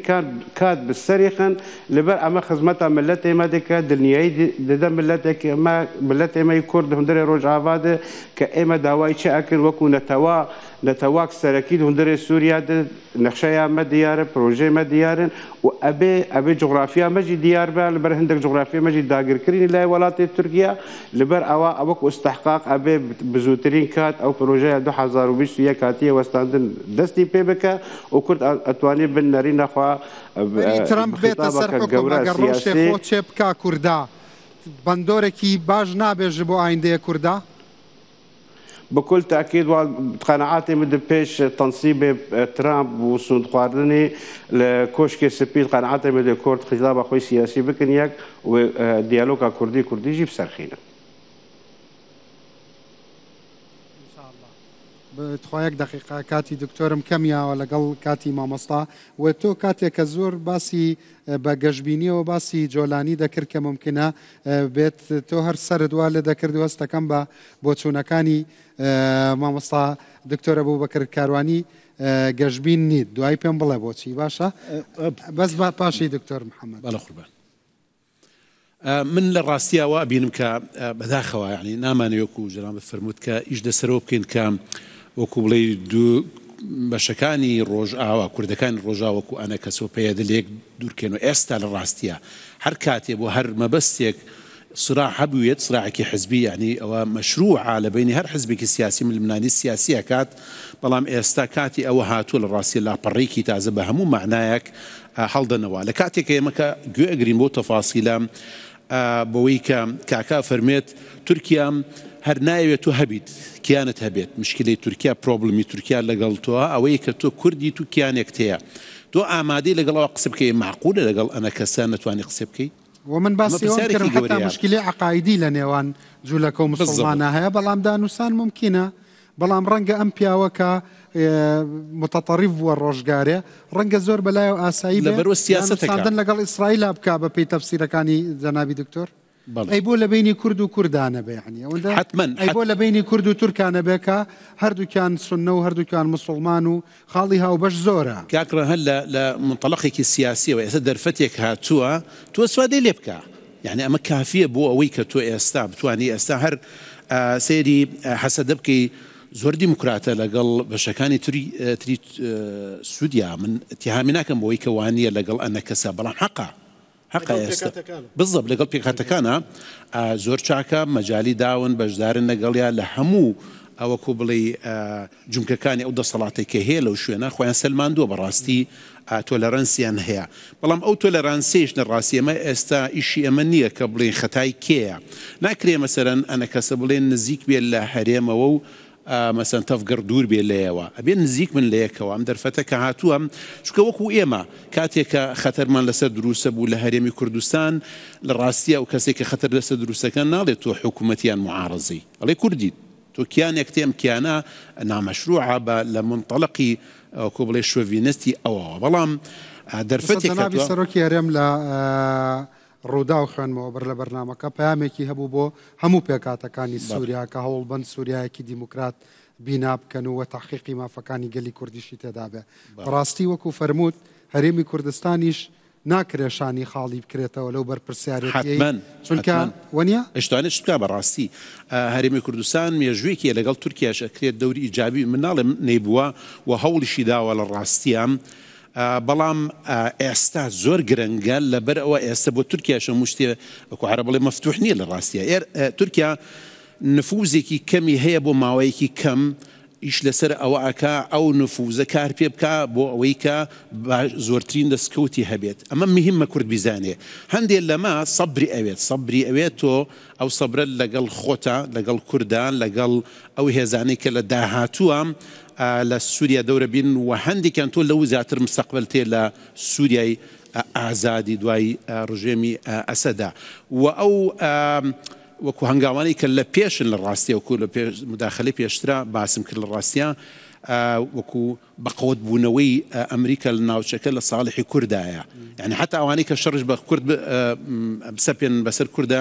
خۆیان زەرۆرمەندی یەکەمە لەبەر هەندی ئەسباب سەبەبی یەکەم ئەوەیەکەم ئێستا گەلانی سووریا دوای 14 ساڵ لە خەبات و دوای دەیان ساڵ لە حکمی ئەسەد ئێستا لە ڕاستی بەتەمای ئەوەنە کە ژیانێکی باشن بۆ فراهم بێت بەتەمای ئەوە نین کە تۆ جارێکی دەست شەڕ بسەپێنی بەسەر خەڵکە و خەڵک بێ ئومێدکەی کە خەڵکیان بێ ئومێد کرد ئەو کاتە دەرفەت ئەدەن بە هێزە تیرۆریستەکان جارێکی تر سەر هەڵدنەوە بەڵام هێشتا داعش لە 6 شوێن مەترسیە لە سووریا کاتێ بێتە ئەمری واقع داعش حرەکێکی منەظەمە داعش نەچووە بەڵێ حتمما کەس قەنەعەتی وایە ڕەنگە هەندێک جیهەت کە لە ڕووداوەکان کراوەتە دەرێ ممکنە بە جۆرێ لە جۆرەکان ئاژاوی جۆرا و جۆریش بنێنەوە لە سووریادا یەکەم جار بەهۆی داعشەوە شۆڕشی سووریا لەبەر برە بالضبط ئەم جارەچەگە ئیزن بدەیت تەکمیلەیکەم کە ئەم پشێویان ڕەخسا یان نرایەوە بە شەڕێک بسەپێن بەسەر کوردیان هەر تەڕەفێکی تری عملی سیاسی نوێ لە سووریا بە دڵنیایی ئەبێتە دەرفەتێ بۆ چرۆکردنەوەی جارێکی دروستکەن ئەمەش لە ڕاستیە دەرفەتێکی ڕاستەخۆدان بە ئیسرائیل چۆن وەکو سووریا لە پاش شەڕی ناوخۆی لوبنان چوە ناو لوبنانەوە بەڕاستی شەرعەتی ئەوەی ئەبێت کە بێت خۆی بپارێزێ لە ناو سووریا لێرەشە ممکنە ئەگەمەش نەبێ لە ڕاستیە لەو پشێوەی کە ممکنە بنرێتەوە و پێویستە کورد سەبری هەبێ مشتێکی کاتیە بێت ئەوەیە کە هەروەکو سیناروی تالیبان و نەوەدەکان لە ڕاستیە تالیبانێک دروست ببێت لە سووریا هەموو ئەمانە بخاتە دەرەوەی عملی سیاسی بەڵام لەگەڵەوە ئەمە وەکو بڵێ وارد نییە بۆ کورد سەبری هەبێ سیاسەتی هەسەدە بە حەکیمانە دەزانیت لە ناو ڕووداوەکاندا بە حەکیمانە ئێزانم بەداخەوە لەگەڵ هەموو کەسێکە بەڵام نەک لەگەڵ هەموو وەکو شەریکە کوردەکاندا لەگەڵ هەموو لایەنەکانە هەسەدا زۆر حەکیمانە مامەڵە دەکا بەڕای تۆ جگە لە لایەنە کوردیەکان من ناموێت لێرە بمە طرفێکە ئیشی من نییە وەکو لێرە ئێستا باسی تەرەفگیری ناکەم خۆ ئەگەر لەوانەیە دکتۆرەکانی وڵاتی من دەردەکەم بۆ دەستنیشانەکەن لەوانەیە قسە لە تۆ وەرەگیرێ لەوانەیە ئێستا مامۆستا ئیبراهیم برۆ باسی بکە حساسیت لای هەسەدە دروست ببێ هەسەدە باسی بکە لەم لاوە ئەنە کەسە جواب باتەوە من بۆی ئەم پرسیارە لە تۆکەم لەوانەیە ئێستا لە ڕاستیە بەڵێ من وای بینم بەڵام لەوانەیە بەلای مەسەن یەپەگەوە حەسەدەتەوان باربێ لە ڕاستیە یعنی من نازانم چۆن سێری ئەوەکەن تەفاسیل و تەبریری مەحرومکردنی هەسەدا لە مشارەکەی سیاسی چییە بەو ئاستەی کە هەندێک جار مەسەرەن هجوم کردە سەریان کە ئەندامیان بگیری ئەندامی باڵایان بگیری نابێونە تۆ لە ڕستە بێکە ئەوی جێ بێتەوە بەڵام بەڕاستی مامۆستا فەتحوڵڵا حوسێنی نوێنەری بەڕێوەبەراتی خۆسەر کە لەگەڵمانە فەرمووی پێویستە بەر لە سوێن خواردنی ترامپ دیالۆگی کوردی ئەنجامێکی هەبێ چونکە لەوانەیە وەکو کورد جارێکی تر مخاتەبە بکرێنەوە بۆ دەستکەوتەکانی سەردەمی سووریای ئازاد بەم پەرتەوازەیە لەوانەیە مامەڵەی جوداتان لەگەڵ بکەن و لەوانەیەشە بەڕاستی لەگەڵ ئێوە جۆرێ قسە بکرێت لەگەڵ هەسەدە جۆرێ لەوانەیەشە ئاگری شەڕ و ململانێ و ناکۆکی لە نێوانتانە هەڵبگیرسێنرێ ئەمە ممکنە ئەم دیالۆگە خوا نەخواستە ئەنها ئەو دیالۆگ گلێکی گرنگێ لێ إلا شرط و مەرجن دنجی هەنە ئەنها جەنابێ دکتۆرت بێژێ لەگەڵ خەلکێکی زۆر دیموقراتیە زانە خەلکێکی عەرب یەقین ناکێ کەنگی ژوێ سیستەمی خلاص بێ يعني او تشتاق بروباغندا قد راقهاندني او دردكافي يعني خلكي دير زوري ورقه او مترسي سبا ودسبه هي اخر دروش نعم محامي كذبه مانيش ضلني واش لقل هندك دولة لا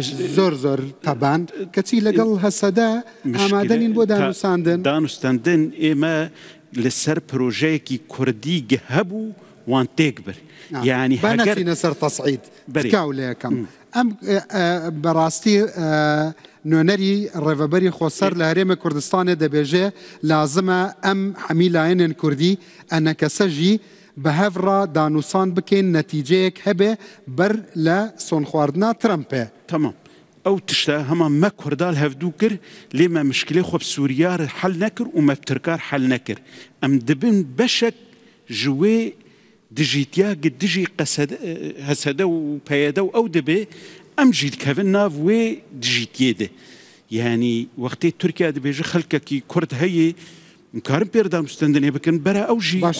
سبي وبيان نامه درب كان بيجن ام ئەف بانگەوازێ هەسەدەی قبول دەکەین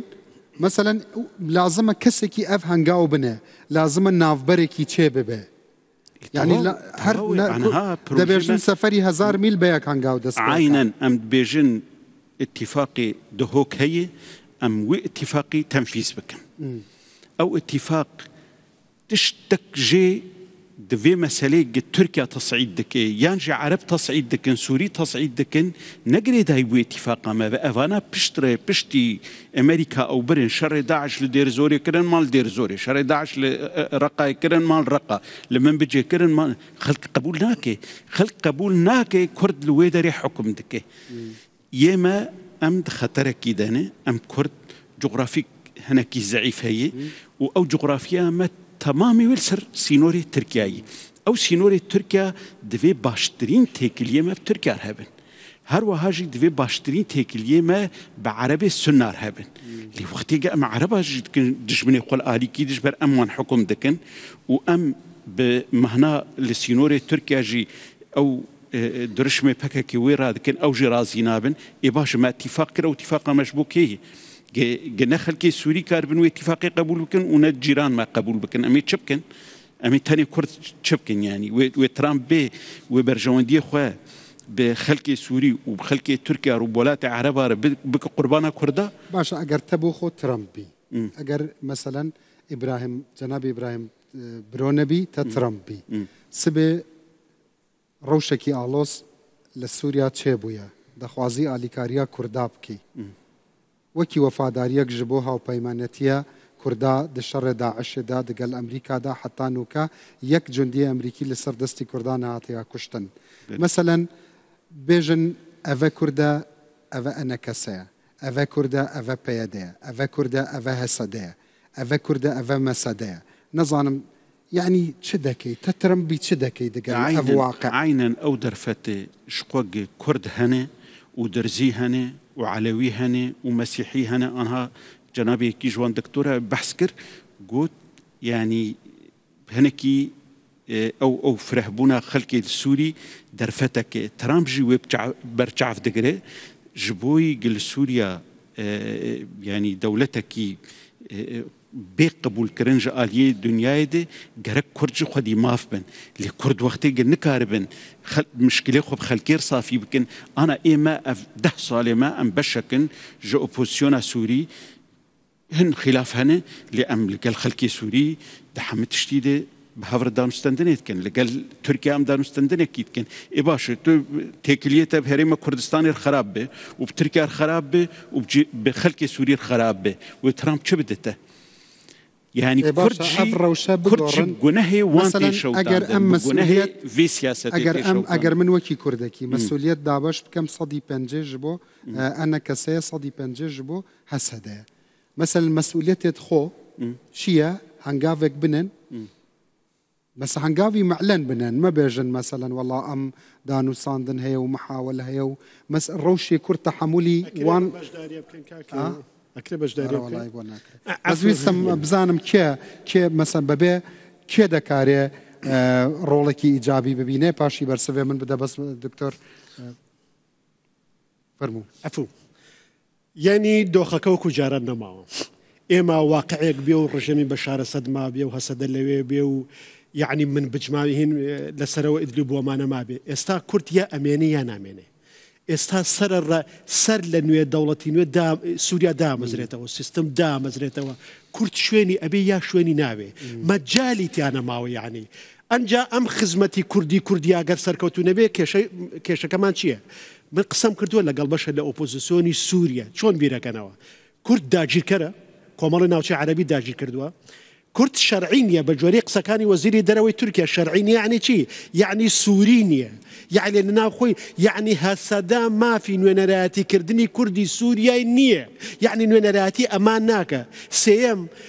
نماني دولتي قومي لدي مشق زردك تريشيه كتوزر لت قبولنا كان بناوي قوميتي وقصبكي ألين إيمان اجتماعي وسوريا وهولاتي يكسان وهندي ما في وانا بوي زور جرينجي اسا كرد بيك وكوب بيتوا تواناين ولاياتي كردني هبي مسلك درجه لو حساسات يعني لنوان هسدا ودروي هسدا دروز بوا جاري كتر كرد خوي بينا سكاتوا بۆ ئەوەش زۆر ئاسایە مەزڵوم عەبدی بێ بڵێ من بەشێک لە پەکەکەنیم بە هیچ جۆرە بە شێوەیەکی تەسریح و هیچ ڕۆڵەتێکی پەکەکە لەوێ نەمێنێ و دروشمی ڕۆژ ئاوای کوردستان ئەوەلەن لە قەندیلەوە بەرز کرێتەوە بەرزش نەکرێتەوە ئیشی پێ بکرێ بۆ ئەم قۆناغە ئەم شتانە نەکەین دەرفەتەکە لە دەست کورد دەرەچێ بۆ ماوەیەک ئەکرێت تەوزی بکرێ بەڵام ڕەنگە لە دەستی دەرچ باشە کەواتە هەموو جێهەتێک قەندیل هەرێمی کوردستانی دەستوری لە ناو عێراقدا هەموو کوردێک هەموو ڕووناکبیرێک بە سیاسیەوە با و نیشتیمانیەوە بەرپرسیارەتی هەیە بەرامبەر بەم دۆخێکە لە ڕۆژاوایە وەکو تۆوتە یان تحقیقی ئامانجەکەی 100 ساڵەی کوردەکەی یا لە ناو دەچێت بەڵێ بۆ 50 ساڵی تۆ دەوڵەت بیناکەیتەوە سیستم بیناکەیتەوە شوێن تەمێنەیان شوێنە نامێنێ ئەبی یا نابی یعنی براستی یعنی ئەم بندەست بوون بندەستی عەرەبەدا بوون جورکو دەوڵەتە سووری چێبوو حەتەنها یەکی عەرەب ڕووکێ نەگو ئەف کوردانە خێرە یا عەرەبۆتە کرێ بندەستی خوێ مە بزمانە عەرەبی خواند ئەم مەجبوری بە عەرەبی بوون عەرەبیە مێش هەفتکەتی عمری مە بوو 15 ساڵ هینگە ئەم عەرەبی هۆ بوون کەسێکی عەرەب خۆ نەدی ئەو دێموقراتی وەک بێشەکجێکی عەرەبی سووری يعني تشاوى تركيا شيبو الجامعة تنبو مرسلا نزاعاتا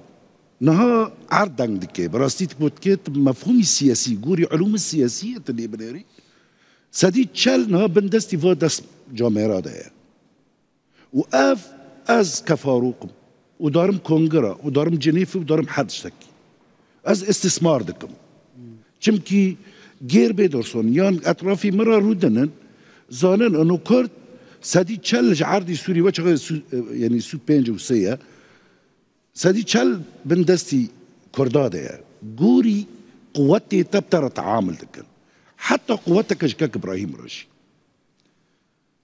وتقاري سبات سياسته بكي مقايده بكي يعني مثلا تهيرو تدبيج من بجي دركف چمكي من بجنا اوتي عربان سرسره وسرچوبا كاتيجي عفرين دركف چمكي عرب يعني عفرين كردة نا تركة ونا عربة مثال يعني تقاري سر كاري جرس بي نا اف مشكلنا نا مشكلين اساسيين يعني براستي جبو خلافه چمكي كاك ابراهيم نابيجي وعالم كيش بيجي وامناجي احيانا بيجن بالاصل حفت حيشت بند سياسي متفق بسر يعني اف ديالوغا كردي قاف آفيتنا خنجي هولير يك وهولير دو ودهوك روبالك السياسي تفاهمك السياسي هاتي شكل هولير دكاريت شبكاي روجبو رجع لو ماجي از دبيجم براستي از دبيجم سروك برزاني تنه قاره معادله بقويري سوال جناب السروك برزاني دكاري قاره بانا اطراف حموكه واز باور دكم قنديل جينا ورقصابه او اجبركم مشكله وان تركي وديالوغا تركي ومشاكل وان تركي نهار وجافا حبكه وضع اخوان مختلفه وقارن يعني دعوه حتى الويدري راح يورد شكل دبن رعايته ساروك برزاني ده از دو رساله دركت رساله ساروك برزاني او رساله كاتمنان بو من بخاتش قصر حتى ديت وبدهاجي تلفون جمرة هاتن اف رسالة يعني كيف خوش بو رسالة كي نتوي بو حرسك هبو وترسك جي هبو لسر بيش روجيش ده رحي وين رسالة ده وين نامه ده قارن ترجمة بكن حردو اطرافي هانا كو بهيز انا كسي بهيز سياسي چمكي يعني لكونغري وليو انه وبارشا كان مبادئ 12 الحية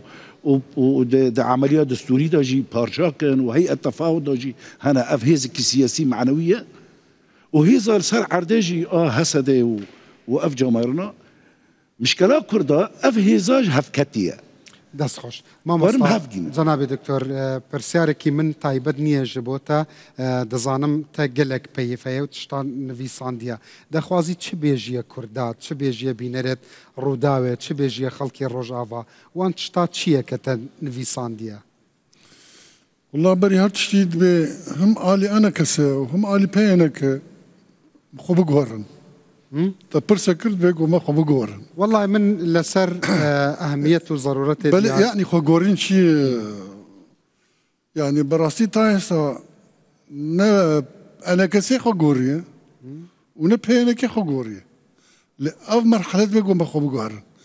إذا بأو خو بيش بقورن يا أم خو بيش بقورن جولاني خو قوري كردا خو نقوري بله هاي قودس بيبكم أو قورين مسوقري يعني مسوقري غريبه ما بقى مشكلة يعني تشتكي يعني أنا حسيني جيراني منه دوستي منه خزمي منه أزنك عرمان جنبي قحواك فاخم يعني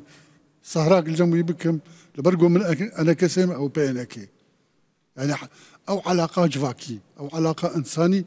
قد برا صار بويا أو تشتكي غلطة أو تشتكي غلط أو يك دو ئێستا هەنێ کەس ڕەخنە لە ئیسلامیەکانە گرێ ئەڵێ بۆ نمونە خەڵکی ئاین پەروەر جمودی عقایدی هەیە ئێستا ئەلمانیا قەومیەکانی کوردی زیاتر جمودی عقایدیان هەیە لە ڕۆژاوە لەو هەتەشەی کە ئێستا لە ناو ناواندا يعني جمودك هي نما قبول بالمطلق نابي أو براية منه يعني أنا إيه من أزميم سرك هي نجمود عقائدي يعني سرك هي أو سرنا النص مثلا جمحرد وطرفاجي يعني دسبيش خريج تاني مثلا جاء لي أستاذ إبراهيم أجر قول سوريا بيانجي لكردستان ئەگەر تەجهەیە جەنابێ مامۆستا ئیبراهیم بی چ دەکەی مەسەلەن سبێ والله من قال لك تشبك رانا بس نلجي يعني چ دەکەی لە يعني مثلا يعني تليفونك مظلوم عبدي بك نانك بهر بخون قواك بهر بخون مشكلك بهر مناقشه بكن برا علاقاك شخصيه يعني والله مامۆستا قاوەیە چی تێدەچێت قاوەیە چی دەدەچێت قبول کرد ضامن بێت تشتێک ژمار نەکرد ماوسەر قبول کرد ضامن بێت ئێمە دوێنشێت بێگوم باشە لێرەوە داوای بکە بۆ قاوەکە بزانە قبول دەکەن ناو کاتە ئێمە لە میدیاوێکین بە فەرتەناڵین ئەنە کەسە داوا دەکەن مشکلامەی باسی دەکەین هەرچەنە ئێمە لە ساڵحی کەس فەرتەنە ناکەین و حەقیوەشمانیەوە سەرۆکاتیا ئەنە کەسێ ڕۆژەکە ئەف دەری نەگرتی یعنی ئەنها من ئەز ئەندامێکی شان دەکەیمە سەرۆکاتیا ئەنە کەسێ تەفدل هۆندەرە و ڕۆژانە دبێژن وەرن کاغەتە گەتەب ئەمریکار وەک ئەنها فاروق گوت کاغەزاگە ئەمریکات نامەدە تەوقیع کردیە کەرم بکن وەرن تەنفیز بکن خودێ من قەت شکستێ کووردا مەرگێ خۆ حەز دەکەم شکستێ کووردا شکستێ ڕۆژاوا حەز ناکەم لێ قسەیەک هەیە مەقولەیەک هەیە دەبێژێ ئامادە نەبوون ئامادەبوونە ji بۆ شکست ئەگەر وە حساسیەتی vê وەزعی تر فام نەکەن وەکی دکتۆر دەبێژێ نەباشە ji بۆ ئایندەیە کووردا لە سووریای تازەدا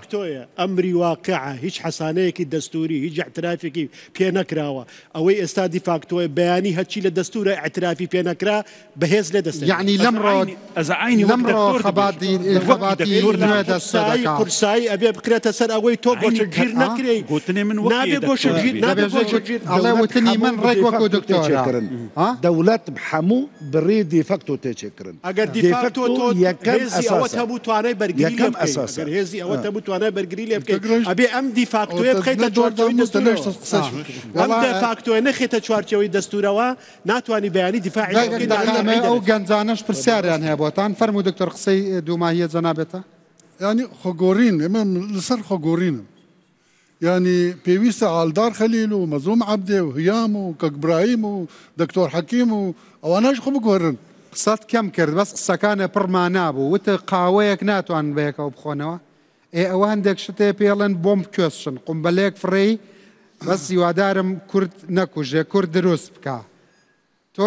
تۆ لە دراوسێکی خۆتەوە دەست پێ بکە وەنیە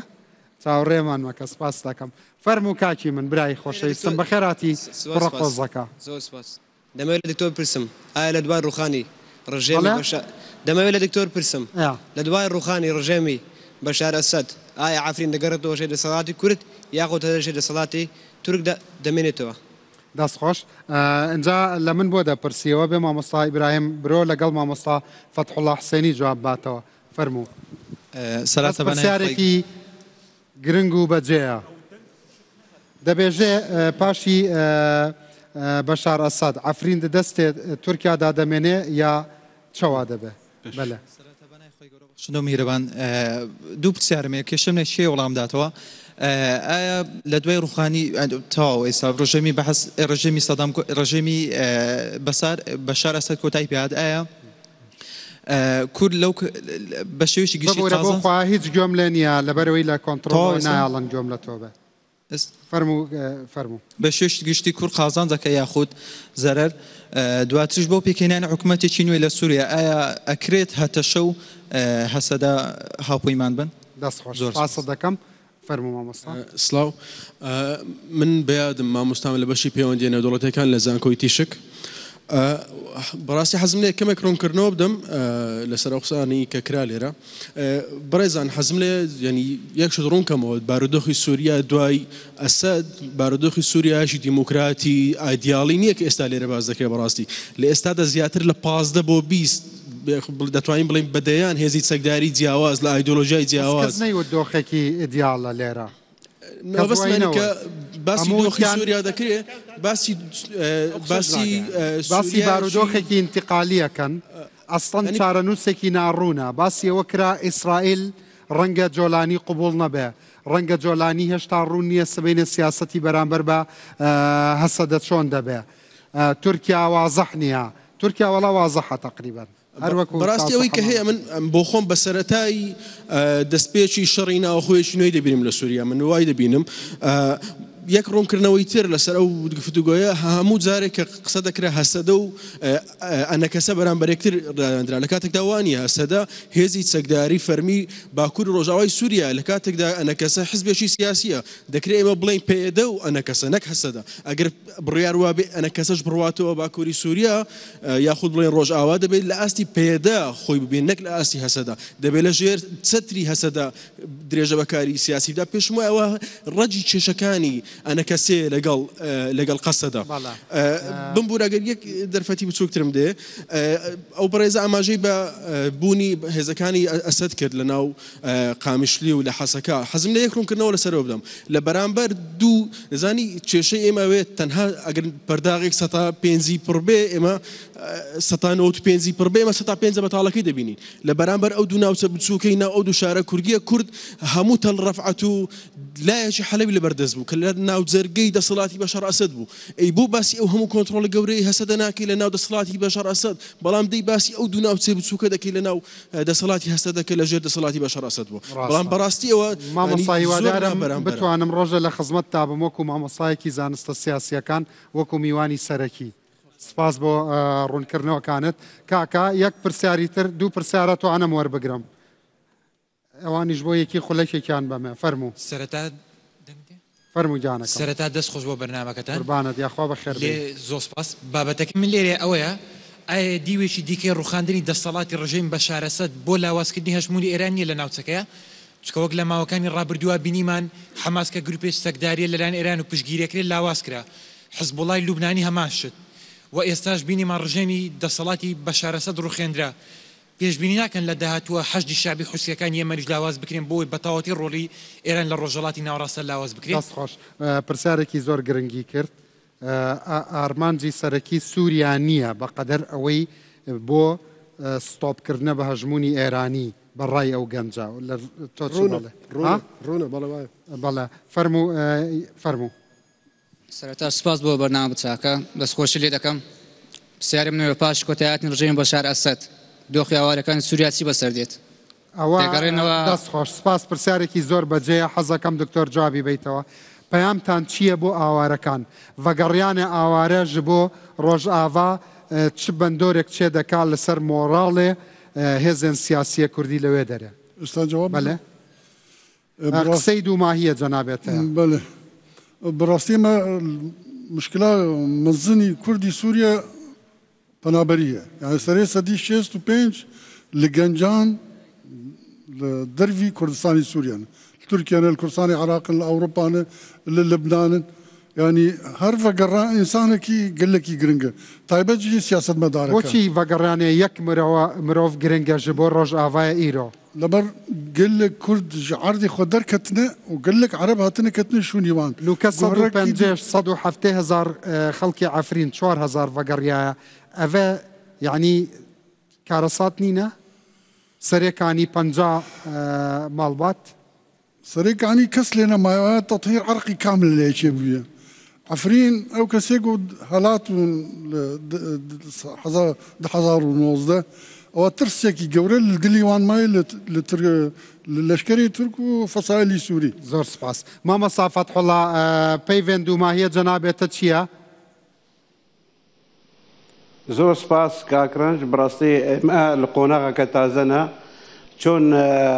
سوریا همو هاتیا گوهرتن ابي كرزي بزوترين كات خطاب خو بغهرن خطاب خو بكن يا خطاب نا هيزن دركي او نا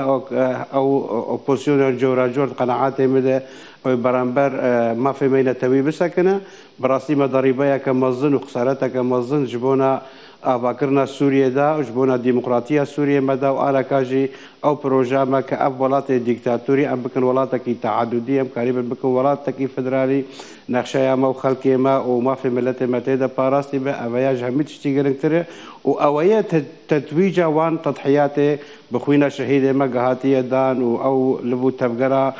سربازی گهاتا چیکرن که مکاریبو برگریه الهرم خواب کن مکاریبو دی فاکتو یکا گورا راگینن سواء انا كاعتراف باعتراف تنا بأما دقوناغ دهاتو دستور تاني بساندن همو بيكاتا همو ملتكان سورة تيدا بجدارن او دستور ولاتن دورو بر بوغان دهاتا بحثكرين دو وقت سوريا دي الشر مرملاني دبو شر مع مذهبي طائفي ما صافت الله يودارم او قوناغ روشتن مكاني عند ما وزات الرقلم بي سباس كالقلم بو سپاس بۆ دەرفەتەکەت فەرموو جەنابی دکتۆر من قسەی کۆتاییم ئەوەیە کە سووریا بە